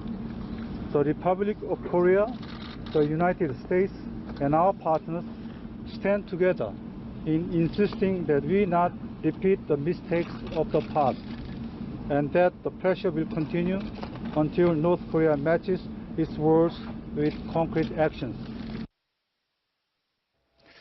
네, 두 대표가 그 백악관으로 갈 때까지 저런 브리핑을 할 것이다 라는 예상까지는 아마 많은 사람들이 못했을 것 같은데요. 지금의 이 북미 관계 급속도로 이제 진행되고 있는 속도 어떻게 보십니까? 네, 저도 사실 아침까지 예상하기 어려운 빠른 속도입니다.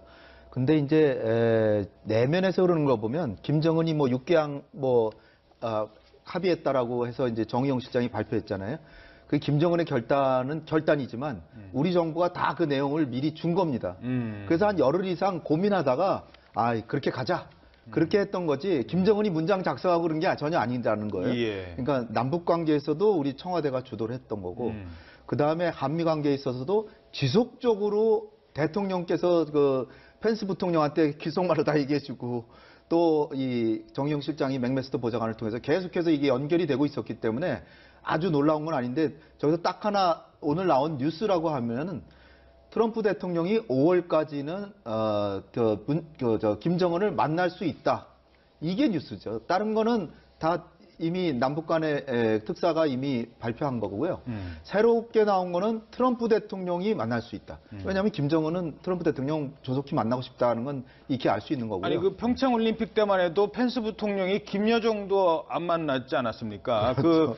그 문재인 대통령이 만찬장에서 아이고 좀 들어오시죠라고 네. 했는데도 그냥 안 만나고 갔는데 그때 분위기랑 지금 분위기랑 완전히 다른 거 아닙니까? 네, 그러니까 일종의 학습 효과라고 봅니다. 김정은이 빠르게 지금 앞으로 나가고 있기 때문에 잘못하면 미국이 초강대국이지만 너무 뒤처져 있다. 그리고 그때 시금석이 된 게 뭐냐면 펜스 부통령이 북한에 대해서 계속 이렇게 추궁하고 압박하는 행보를 보였는데 다른 나라 언론은 물론이고 미국 내에서도 우리가 뭐 잘못한 것도 없는데 왜 이렇게 피해 다니냐.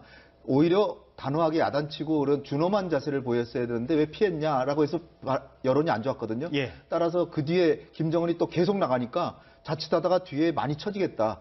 그럴 거면 트럼프가 사업가적인 기질을 발휘해서 그럼 우리도 동참하자. 그래가지고 전격적으로 가세하고 있는 모양새가 아닌가.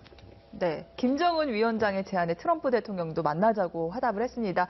이 정의용 실장의 브리핑 직후에 남북 관계가 큰 진전을 이뤘다는 트위터 글도 남겼다고 하더라고요.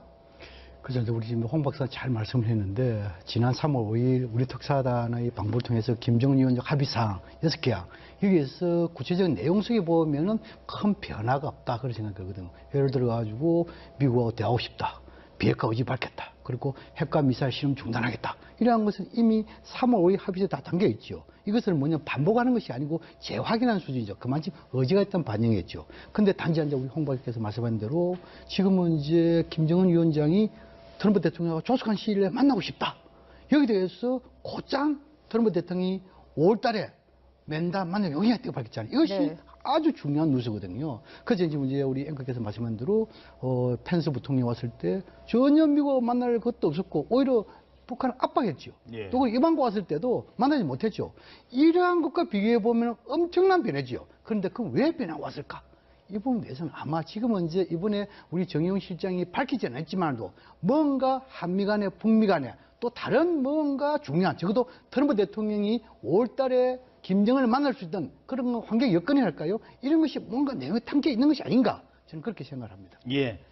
자, 그런데 뭐 잠시 뒤에 또 얘기하겠습니다만 이게 만난다고 다 될 것 같지는 않습니다. 트럼프 대통령의 트위터 올렸던 내용 다시 한번 좀 볼까요?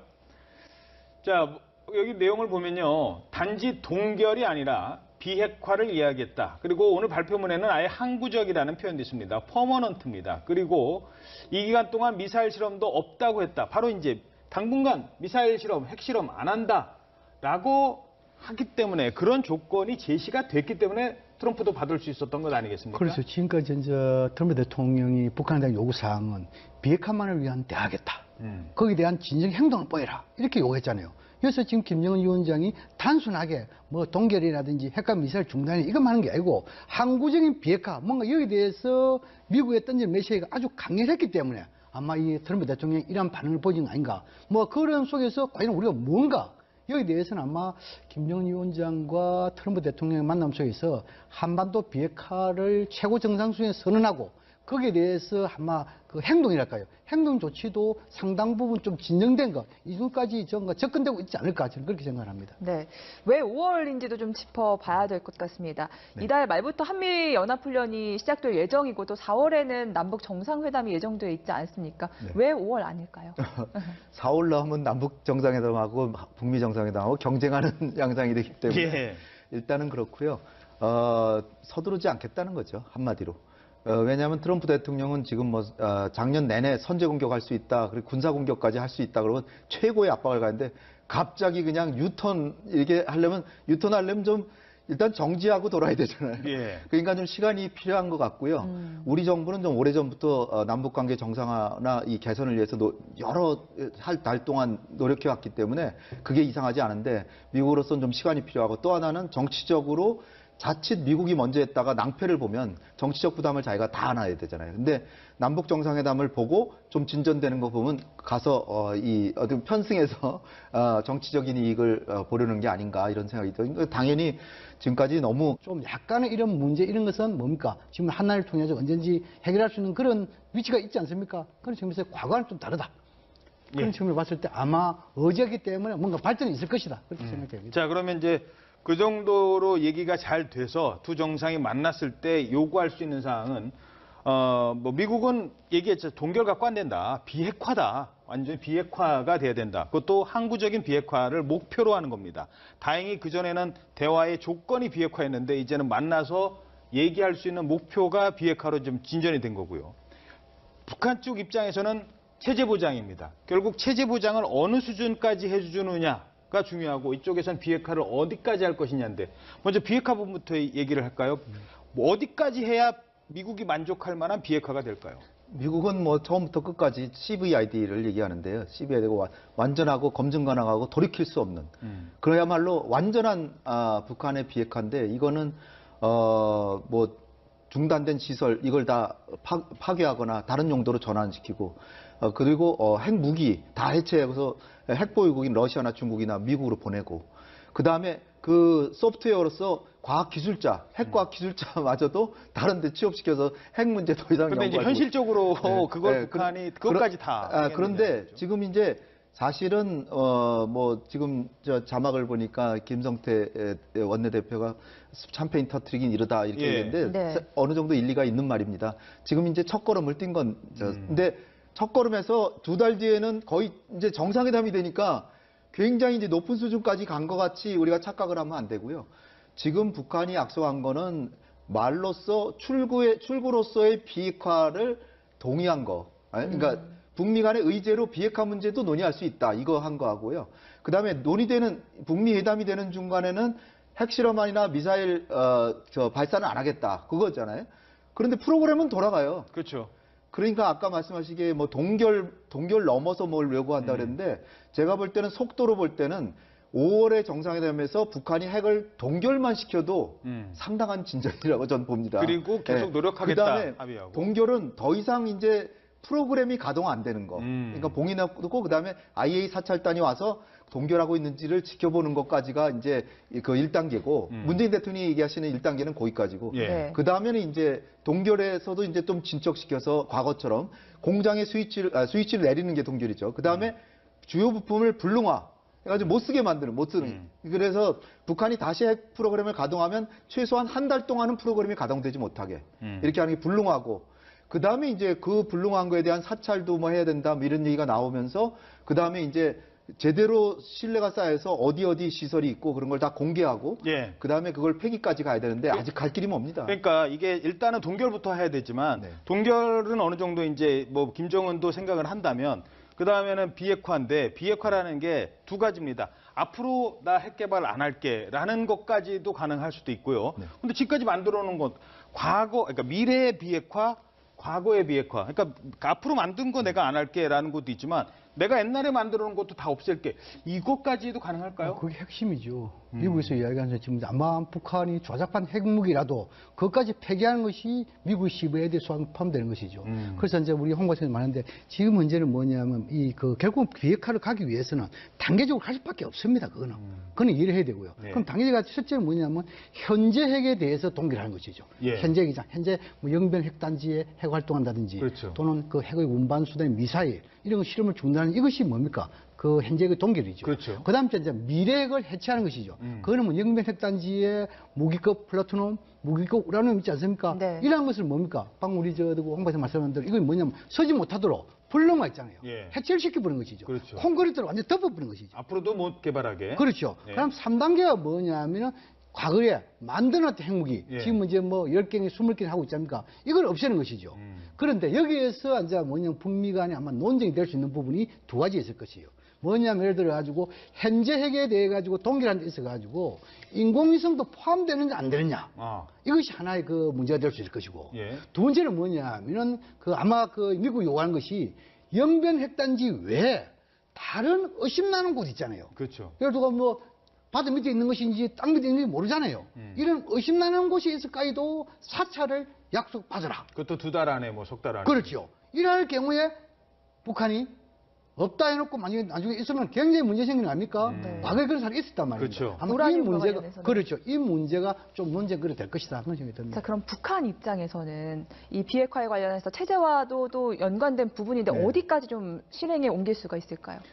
제가 추정컨대는 비핵화는 마지막 출구로서 이게 그 얘기를 한 거고 그 기간이 최소한 아마 완전 비핵화되려면 10년 정도는 걸리지 않을까 이렇게 생각이 되고요.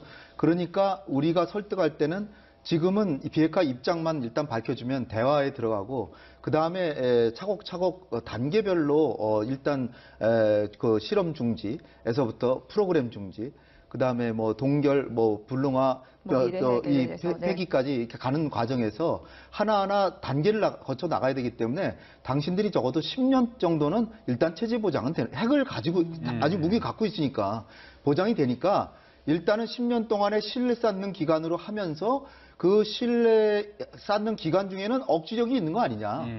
그러니까 지금 입구에 그렇다고 안 들어가는 건 바보 아니냐. 그래서 이제 아마 소위 그 김정은이 통큰 결정이란 거를 얻어내지 않았을까 이렇게 생각이 되는데요. 지금 뭐 북미 정상회담 된다고 해도 바로 비핵화로 가는 게 아니라 단계별로 나가야 되니까 상당한 시간이 있거든요. 그러니까 궁극적으로 김정은이 완전히 핵을 폐기하고 과학자까지도 이제 다 다른 용도로 전직시킨다고 하는 그런 시간이 꽤 오래 걸릴 것이다. 오래 걸릴 그리고 것이고 그 기간에는 네. 체제 보장은 된다. 체제 보장을 자기 스스로도 당신 스스로도 할 수 있는 거 아니야? 무기는 그러면 있으니까. 체제 보장도 이제 여러 가지 단계가 있는데요. 뭐 네. 북미 간의 수교까지도 가능할 단계가 수교는 당연히 들어가는 거고요. 예. 그 다음에 이제 좀 포괄적으로 체제 보장이라는 게 군사적 위협도 위협 안 하는 것도 체제 보장이죠. 그런데 이제 이를테면 전단을 살포하지 않는다, 확성기 방송하지 않는다, 이런 것도 다 포함될 수 있고, 그 다음에 북한의 대량 탈북을 뭐 유도하지 않는다, 북한의 반란을 조장하지 않는다, 그러니까 반 북한 정부 공작하지 않는다, 이런 것들이기 때문에 중요한 것은 체제 안전 보장이라는 건 사실 국내 문제이기도 하지만 외부에서는 개입하지 않고, 그 다음에 자기 자신이 해야 되는 거지만 그 국제적으로 내정 불간섭 같은 걸 포함해서 북한이 김정은이 판단하기에 이제는 뭐 미국하고 이렇게 사이가 좋은데 핵을 가지고 있으면 뭐하냐, 오히려 걸거덕스럽다, 그거 갖다 폐기해버려라, 그런 정도 수준이 돼야 되는 거죠. 이를테면 과거에도 남아프리카 공화국이 누가 폐기하라고 압력을 넣어서라기보다 자기네 스스로 갖고 있는 게 불편해서 포기해버렸거든요.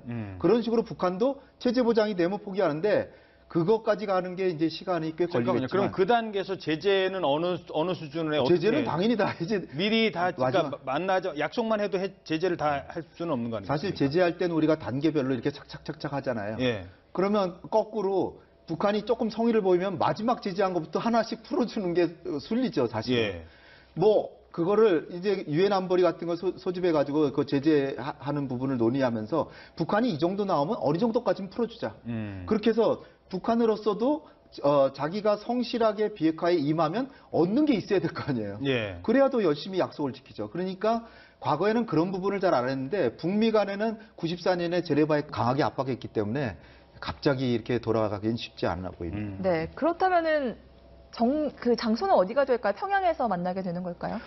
그 말씀드리기 전에 아마 그 4월 남북 정상회담, 5월 북미 정상회담, 이것은 아마 우리의 입장이 많이 개입돼 가지고 양측이 수행한 것이 아닌가. 조율한 부분이다. 예, 그 다시 말해서 뭐냐 하니까 우리 그 문재인 대통령 항상 강조하는 것이 남북 대화, 북미 대화 선순환, 이거야만이 한반도 비핵화를 이끌 수 있고 평화 체제를 이끌 수 있고 계기시마다 주장을 했잖아요. 아마 그런 차원에서 지금은 이제 김정은 위원장이 비핵화에 대한 의지가 있고, 또 지금 이제 트럼프 대통령도 뭔가 북미 간의 대화 뭐 이런 데에서 의지가 있는 상태에서 자꾸 시간이 늦춰지면은 오히려 이게 뭐냐, 변질될 수 있지 않습니까? 그런 차원에서 아마 4월, 5월 이렇게 우리가 좀 스케줄 정해놓은 것 같고, 그다음에 미국 입장에서는 두 가지입니다.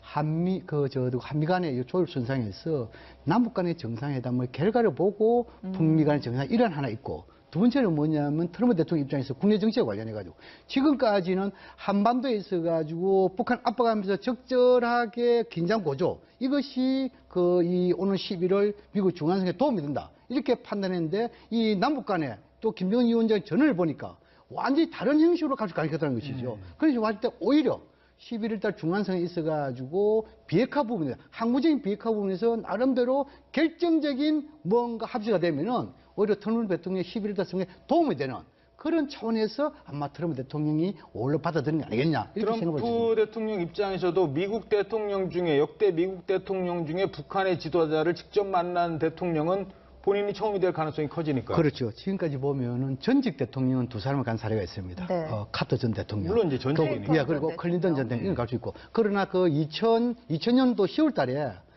이 북미 간에 서로 특사가 서로 교환 방문했잖아요. 그때 뭐냐면 2000년 12월 달에 북미 간에 평양에서 정상회담을 하기로 합의를 했습니다. 그럼에도 불구하고 부시 대통령이 당선되는 바람에 이것이 뒤로 연결됐죠. 그러면서 이제 정상회담 장소 이거 관련해 가지고 아마 이것은 평양이냐 워싱턴이냐 제3국이냐 이렇게 되는데 그러나 북한 입장에서는 아마 평양에 선호할 것이다. 저는 그렇게 전망합니다. 워싱턴까지 가기에는 좀 김정은 입장에서는 부담이 되겠죠? 물론 그전 남북 정상회담 하기 때문에 자신감은 있겠지만 그러나 대외 이런 부분에 대해서 경험이 전혀 없지 않습니까? 또 그리고 북한에 있어가지고 아직까지는 이 미국에 대한 또 자신의 경호 보완이랄까요? 이런 부분에 자신도 좀 덜 할 것이고 오히려 평양에서 초청하면서 가지고 더욱더 국제사회에 알리는 그런 계기 평양 중심으로 그런 차원에서 아마 트럼프 대통령을 평양 초청을 가능하는데 과연 트럼프 대통령이 평양에 갈 것인가? 이건 별개의 문제라고 생각합니다. 우리나라나 판문점을 얘기하는 서울도 있고 제주도도 있고 판문점을 얘기하시는 분들도 있던데요. 그럴 가능성은 어떻게 보세요? 그렇죠. 이제 가능성이 상당히 열려 있죠. 우리 대통령께서도 판문점에 가서 김정은을 4월 말에 만나기 때문에 그건 다분히 두 차례나 우리 전직 대통령들이 평양을 가셨기 때문에 이번에 당연히 김정은이 서울을 와야 되는데 김정은이 마음은 있을지 모르지만 서울에 왔다가 혹시 신변에 문제가 생길 것을 우려해서 아마 서울까지는 못 오는 것 같습니다. 그러니까 다시 한번 우리 대통령이 그 다음에 평양을 가시고 그 다음쯤에는 서울에 올지 모르죠. 근데 이제 트럼프 대통령은 워낙 사업가적 기질을 볼 때 내가 평양이라고 못 가겠어? 그래 갈 수도 있지만 혹시 서울을 방문해서 판문점에 가서 우리 대통령처럼 그렇죠. 판문점에서 만날 수도 서울에다 있고요. 두고, 예. 아니면은 베이징이라든지 블라디보스톡, 모스크바 이런 것도 생각해 볼 수가 있는데 베이징은 아무래도 미중 경쟁을 생각할 때 미국 대통령이 김정은을 그렇죠. 베이징에서 만난다는 건 좀 상상이 안 되고요. 러시아도 상당히 가능성이 있다라고 봤는데 지금 러시아 스캔들 때문에 러시아 커넥션이라고 하는 트럼프 대통령이 러시아하고는 일부러라도 거리를 둬야 되는데 러시아 가서 만난다는 것도 그렇기 때문에 그런데 이제 김정은은 당연히 평양을 원할 테고 또 미국 가는 것도 곤란하다 그럴 테고 어떻게 보면 판문점이 될 가능성도 배제할 수 없다. 그러니까 그 부분에 대해서 물론 우리 홍보에서 판문점 배제는 할 수 없습니다. 근데 이제 우리가 지금은 이제 판문점에서 남북 정상회담 3차 하는 것은 1, 2차가 평양을 했잖아요. 근데 지금 북미 간의 정상회담이 전혀 한 사례가 없잖아요. 오히려 그런 측면으로 봤을 때 판문점 같은 하면 자기 그 북면의 의전에 보완은 될지 몰라도 상당부 사람들이 많이 와야 되잖아요. 그런 측면에서 저는 판문점의 가능성보다 오히려 평양의 차라리 가능성이 더 높지 평양으로 직접 않겠느냐. 간다. 예. 트럼프의 기질로. 예. 두 사람이 만난다면 의제가 뭐가 될지도 궁금합니다. 얘기가 잘 통한다면은 어느 길까지 나올 수 있는 겁니까? 트럼프는 계속 비핵화를 외쳐왔기 때문에 비핵화에 있어서 사실은 실무회담을 거쳐서 정상회담에서 이걸 사실 인준하는 곳이 정상회담인데 트럼프는 위에서부터 탑다운 방식으로 갈 가능성도 있는데 아직 5월이면은 지금 거의 2달이 남았기 네네. 때문에 2달 동안에 일단 남북 정상회담을 위해서 많은 것이 변할 테고 한미연합 훈련하는데 북한은 인내할 테고 그 다음에 아마 제가 추정컨대는 특사가 반드시 왔다 갔다 그렇겠죠. 해야지 정상회담이 되지 그냥 대통령이 바로 가는 건 상상하기 어렵고요. 예. 이제 특사를 하는데 또 다시 이제 리수용이라든지 아니면 리용호 외무상 이런 사람들을 단장으로 하고 또 김여정을 얘기가 부단장격으로 나오더라고요. 이제 네. 보낸다든지 해서 신뢰를 좀 쌓고 그 미국에서도 틸러슨 국무장관 정도가 평양을 가고 그래가지고 비핵화가 또 육자회담 대표들끼리 만나가지고 비핵화에 대해서 실무적으로도 협의를 하고 그러면서 정상회담이 되는 거지 그냥 지금 정상회담에서 의제 이렇게 하기가 좀 지금 얘기할 거는 거의 뻔하죠. 뭐 북미 관계 정상화도 할 수 있고 비핵화도 할 수 있고 그런데 그것의 실무적인 준비가 충분히 돼야 되고 또 하나는 변수가 남북 정상회담이 있기 때문에 남북 정상회담에서 어디까지 가느냐에 따라서 서로 연계가 되는 거죠. 그러니까 어떻게 보면 저도 이 북한의 특사를 보낼 때까지만 해도 우리가 좀 너무 빨리 가는 게 그렇게 좋을까 이렇게 생각을 했는데요. 과거의 사례를 보면 자칫하면 이 육자회담에서 9.1 공동성명 나오고도 북미 간에 미국이 제재 들어가고 경수로 건설 뭐 늦춘다 그래가지고 서로 티각티각 하다가 북한이 핵실험 해버렸거든요. 그러면은 우리가 순리로 보면은 이 북미 간에 상당한 진전이 있은 다음에 남북 정상이 가는 게 맞지만 과거에 실패한 경험을 보면 우리가 반드시 평화를 필요로 한 건 우리이기 때문에 우리가 조금 앞서가는 것도 그렇게 나쁘진 않을 것 같다.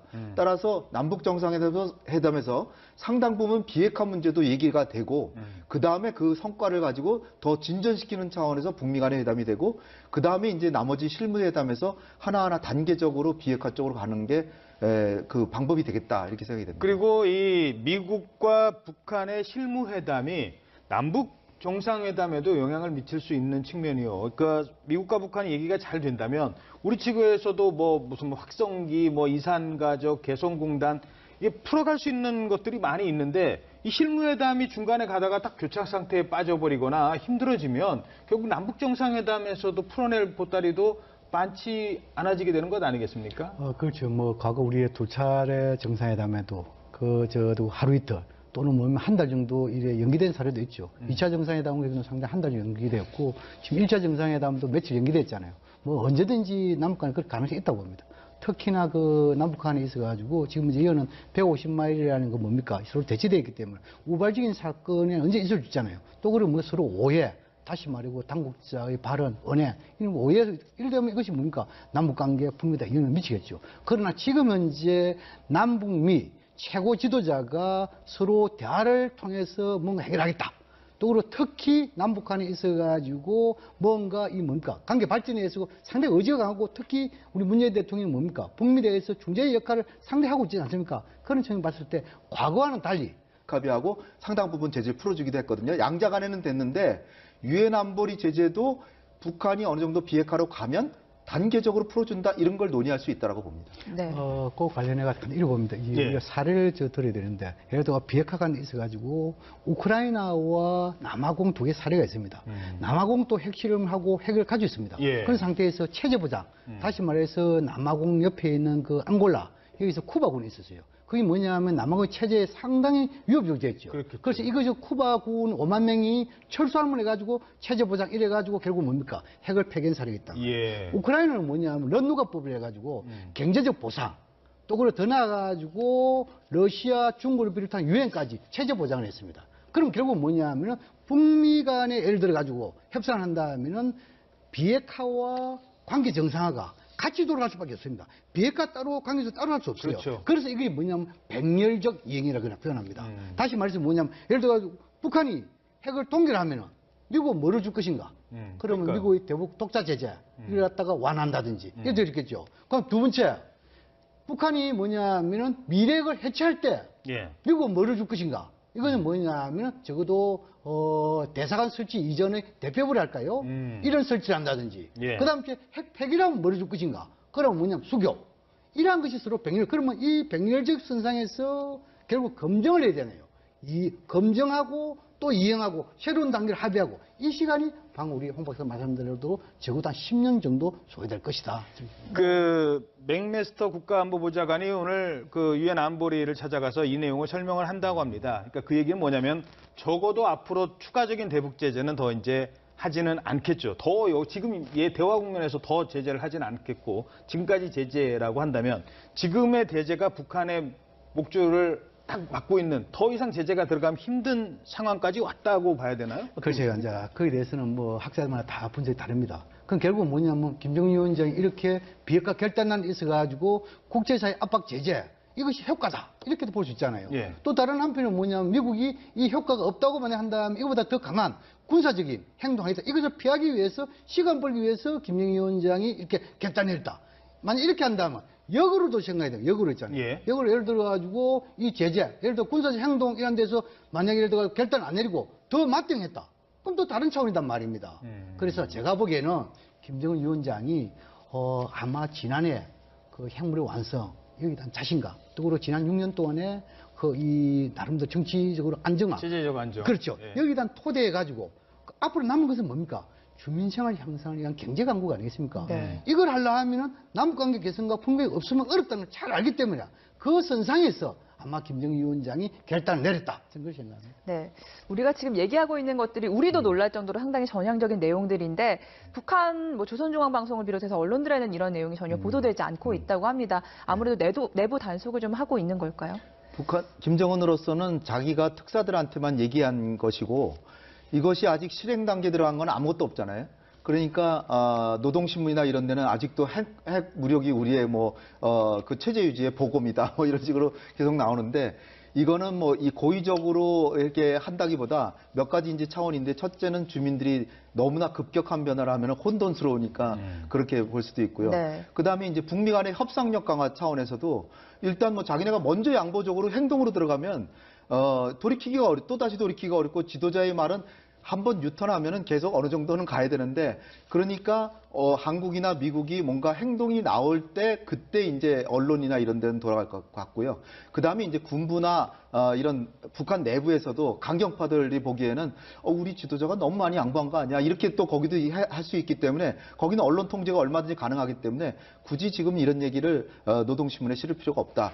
그러나 이제 점진적으로 이런 이제 북미 정상회담까지 이런 얘기가 나오고 있기 때문에 점진적으로 이제 그러니까 수위가 약해지면서 이제 돌아가는 국제사회 평화롭게 지내는 것도 우리 민족에 나아갈 바가 아니냐 이런 식으로 조금씩 바뀔 가능성이 저는 있다라고 봅니다. 김정은이 그만큼 자신감이 있다는 걸까요? 그러니까 미국에도 매파 비둘기파가 있듯이 북한에도 강경파가 있고 온건파가 있을 텐데 네. 군부 강경파는 무슨 소리입니까? 지금 핵 개발 계속 끝까지 완성을 시켜야지 이렇게 얘기하는 사람도 있을 거거든요. 그럼요. 예. 그러니까 노무현 대통령하고 김정일 위원장하고 이제 회담하는데 김정일 위원장이 내가 개성공단 만들려고 얼마나 군부에 그 반대를 물리치고 막 맨날 그렇죠. 며칠을 설득해가지고 예. 간신히 부대를 뒤로 다 옮겨가지고 그 자리를 남북 평화협력 공단으로 만든 거 아니에요?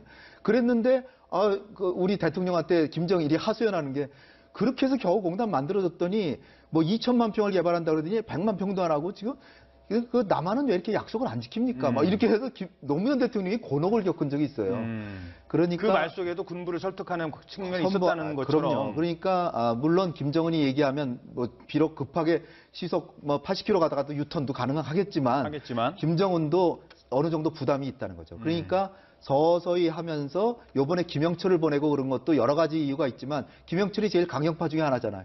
당신이 가가지고서는 남한하고 좀 타협하고 와라. 이렇게 하니까 최고 강경파를 보내니까 그 사람이 어쨌든 자기 목 달아나지 않으려면 우리 남북한 관계 좋게 하는 방향으로 움직였을 거 아니에요. 아하. 그러고 나면 북한에 가서 김영철이 타협했대. 그러니 우리 저 사람네 했으면 내가 그런 얘기하면 안 되겠다. 그러면서 참는 거죠. 마치 미국에서 강경파들이 남북관계 개선되면 강경파들이 남북관계 개선되면 우려를 막 얘기하다가 트럼프 대통령이 문재인 대통령을 100% 신뢰한다. 그러니까 그 다음부터는 다 없어지잖아요. 북한 체제의 특성상 이 남북 간에 이 북미 간에 신뢰만 쌓으면은 김정은 위원장이 비핵화의 속도를 엄청 낼 거예요. 그래서 우리가 보고 그다음 주에 아마 김정은 입장에서는 과거 경험 사례를 되돌아볼 거예요. 가장 뭐냐면 미국도 북한에게 비핵화에 대해서 되돌릴 수 없는 CVID 해라 이를 주장하면은 북한 김정은 입장에서 미국도 관계 정상화 이 부분에 대해서 CVID 해라 이렇게 할 수 있단 말입니다. 예를 들어가지고 비핵화는 되돌릴 수 없고 예를 들어 관계 정상화는 가역적이다 되돌릴 수 있다.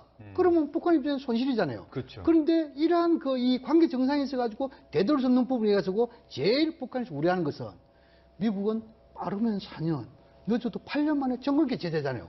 정권 개최되면 또 새로운 정부가 어떻게 정치를 변화시킬지 모르잖아요. 또 우리도 마찬가지단 말입니다. 이런 부분에서 항상 북한에서 불평불만이 뭐냐면 남과 미국이 정권이 교체될 때마다 새로운 정책이 나오다 보니까 어디에 종사할 수 없다. 이것을 항상 불평만을 많이 했어요. 그래서 이번에는 남북 정상, 북미 정상 하면 확고하게 서로가 되돌릴 수 없는 비핵화와 되돌릴 수 없는 관계 정상 이 부분에 대해서 제도적으로 못 받고 국제사회가 보정하는 그런 식으로 아마 김정은 위원장 갈라할 것이다. 그렇게 전망합니다. 네. 북한과 미국이 만난다면 비핵화를 또 전제로 만난다면은 북한이 미국에게 경제적 측면에서 어떤 걸 요구할 수도 있고 미국에서도 당근을 줘야 할 텐데 그런 부분은 어떻게 될까요? 그렇죠. 근데 남북 정상회담이 먼저 되기 때문에 과거에 94년에 북미 간의 그 전쟁 직전의 위기까지 갔다가 타협이 돼서 카터 대통령이 가서 타협되고 나서 경수로 짓는데도 우리가 거의 비용의 70%를 댔죠. 결국은 한반도에 건설되는 평화이기 때문에 아마도 미국은 자기가 비용을 부담하려고는 미국이 해줄 수 있는 건 제재 완화, 해제지 이런 거고요. 결국은 한반도에 건설하는 평화는 결국 통일 한국의 미래이기 때문에 우리가 많은 비용 부담을 하는 게 자연스럽고 그렇게 될 가능성이 있다 그렇게 보고요. 예. 미국도 뭐 인도주의적 지원 같은 것도 지금 거의 안 하는데 이제 그런 걸 다 풀어준다든지, 그다음에 미국이 해줄 수 있는 건 그런 거죠. 북한이 여러 가지 제재를 받다 보니까 국제기구 가입도 못하고 국제금융기구도 이용하지 못하고 IMF, IBRD 뭐 하나도 못하고 그런 것들을 하나하나 풀어주고 테러 지원국부터 해제해주고 그런 식으로 가면은 북한이 얻는 것도 만만치 않습니다. 단지 이란이나 이라크나 리비아라는 달리 북한에 석유가 안 나기 때문에 만약 북한이 석유가 엄청나게 나는데 제재가 하고 있으면 북한이 훨씬 더 제재 풀려고 열심히 나올 텐데 북한은 자력경쟁 체제에다가 석유도 없기 때문에 저렇게 버텨온 겁니다. 근데 지금 이제 새로운 차원에서 이런 길이 열리니까 제가 볼 때는 우리가 어느 정도의 비용은 부담한다. 그러나 그것이 단순히 북한에게 주는 것 차원을 떠나서 개성공단을 열면 북한만 좋습니까? 우리 중소기업들 그 개성공단 기업자들 좀 들어보세요. 제발 좀 열어달라는 거 아니에요? 예. 그리고 다른 데도 경협 같은 거 하면 우리한테도 유리하기 때문에 비록 비용이 든다고 하더라도 투자라고 생각할 수 있다는 거죠. 자, 지금 화면이 막 들어왔는데요. 자, 오늘 그 발표가 있기 전에 트럼프 대통령과 정의용 국가안보실장이 만나는 사진이 먼저 들어왔습니다. 정의용 실장이 그동안의 방북 결과를 트럼프 대통령에게 설명을 하고 있고요. 맥메스터 보좌관이라든가 다른 보좌진들이 옆에 보좌진들이 보이고 있습니다. 있고요. 자, 그런데 이때 지금 일부 언론에 CNN에서는 친서를 전달했다라고 보도를 했었는데요. 아직 확인이 되지 않고 있고 이 친서를 전달한 부분에 대해서는 청와대가 조금 전에 확인을 했습니다. 친서를 전달하지 않았다라고 입장을 밝혔습니다. 그러니까 CNN에서는 친서를 전달한 것으로 이렇게 보도를 했습니다만 이런 얘기에 대해서는 친서 전달은 없었고 김정은의 입장을 청와대 국가안보실장이 정의용 실장이 구두로 전달한 것으로 확인이 됐습니다. 정정을 하도록 하죠. 저희들도 앞서 친서 전달과 관련해서 CNN 보도를 인용해서 전해드렸습니다.만 친서 전달은 없었던 것으로 확인하도록 하겠습니다. 자, 정의용 실장의 역할을 그럼 기왕 지금 사진 나왔으니까 좀 지금부터 분석을 좀 하도록 하겠습니다. 남북 관계가 가장 힘들었을 때가 평창 동계올림픽 직전이었고요. 어찌됐든 한미 군사훈련을 연기를 했고 그리고 서서히 풀려나가는 시점에 대북특사단이 북한을 먼저 갔습니다. 그리고 김정은 위원장을 만났고 그 입장을 사실 아까 전해드린 것처럼 김정은이 처음부터 끝까지 백지에다가 모든 문제를 푼 게 아니라 우리가 객관식으로 줬죠. 그리고 그 객관식의 선택지를 만들게 했던 건 바로 정의용 실장을 비롯한 특사단이었습니다. 그리고 그 선택지를 가지고 트럼프를 만났고요. 우리 그 특사단의 역할 어떻게 평가하시겠습니까?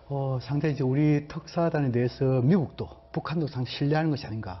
우리가 과거에도 보면 남북관계 잘 될 때는 그 북한이 우리에게 굉장히 신뢰를 했습니다. 일례로 2000년도에 9.19 공동성명할 때도 우리의 입장이 상당히 반영됐거든요. 그거는 뭐냐니까 우리가 북한도 설득했고 미국도 설득이 되면 가능해요. 이번에도 마찬가지예요.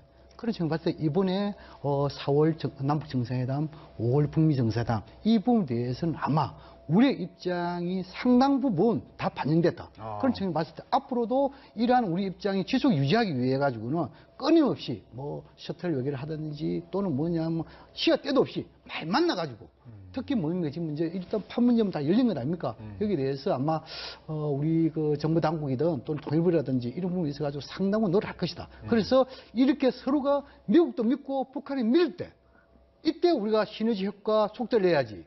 또 뭡니까? 언제든지 우발적인 잘 모르잖아요. 그런 측면 봤을 때 우리의 역할이 중요하다. 그런 생각이 듭니다. 네. 우리 정부가 이렇게 물밑이라고 해서 불법적으로 했다는 얘기가 아니라 생색내지 않고 조용조용히 남북 관계에서 지속적으로 협의를 하고 그다음에 지난번에 올림픽 중에도 그 김영철 바로 밑에 전종수보다 더 위에 맹경철이라고 그 통전부 부부장이 19일 동안이나 응원단이랑 같이 평창 인제 스피디엄이 스피디엄이 있었습니다. 있었죠. 그러니까 거의 20일 동안 남북 간에 긴밀한 협의가 있었기 때문에 이 가능했던 거고요. 김여정, 김영철한테 대통령께서 직접 나서서 비핵화 과정도 설명해주고 했듯이 이 6개항을 거의 다 우리가 다 만들어서 주고 검토해봐라. 그 시간 여유도 주고 그 다음에 이제 특사 가서 바로 김정은이 하나하나 이거 이제 다 동의한다.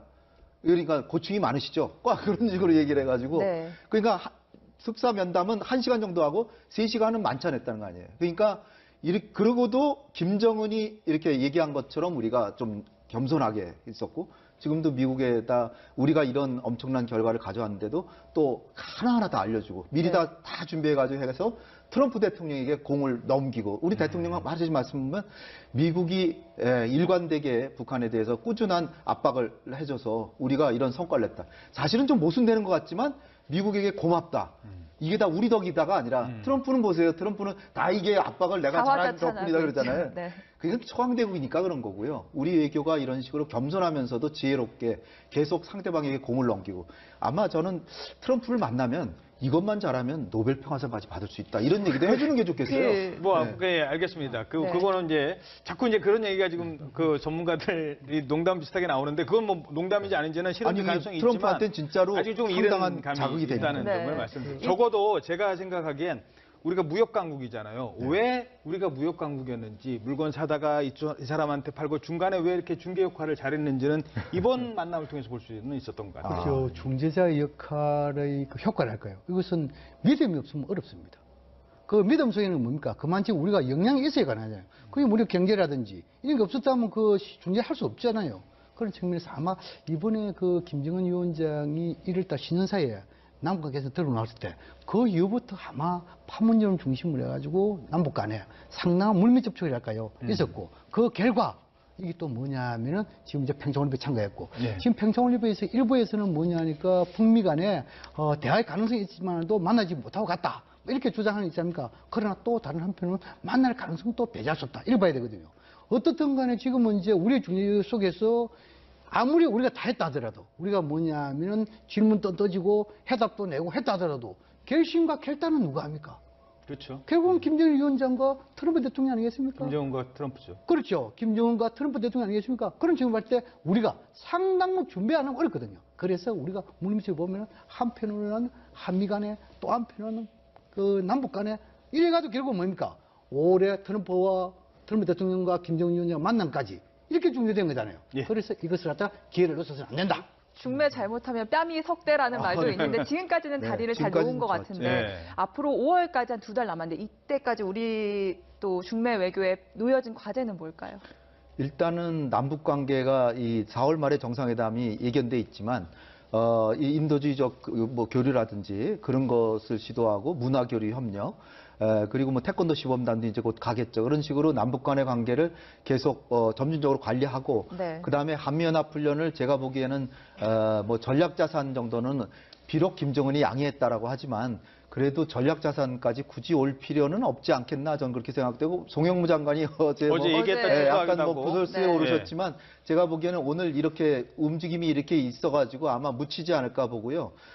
전략자산이 지금 굳이 와야 될까 이런 생각이 들고요. 그 다음에 결국 북핵 문제가 아까도 10년 걸린다 그랬는데 이것을 우리가 타협안을 만들고 북한이나 미국이 양자가 다 받아들일 수 있는 수준으로 계속 수정해 나가면서 그 북미 간의 회담은 하지만 타협안을 우리가 만들어주는 방식으로 우리가 주도할 수 있습니다. 그러니까 그거를 우리가 해서 그 다음에 나머지는 중국과 러시아 굉장히 이런 변화를 반기고 있잖아요. 그들도 역할을 할 수 있도록 적극적으로 해라. 제가 볼 때는 아베도요. 지금까지는 굉장히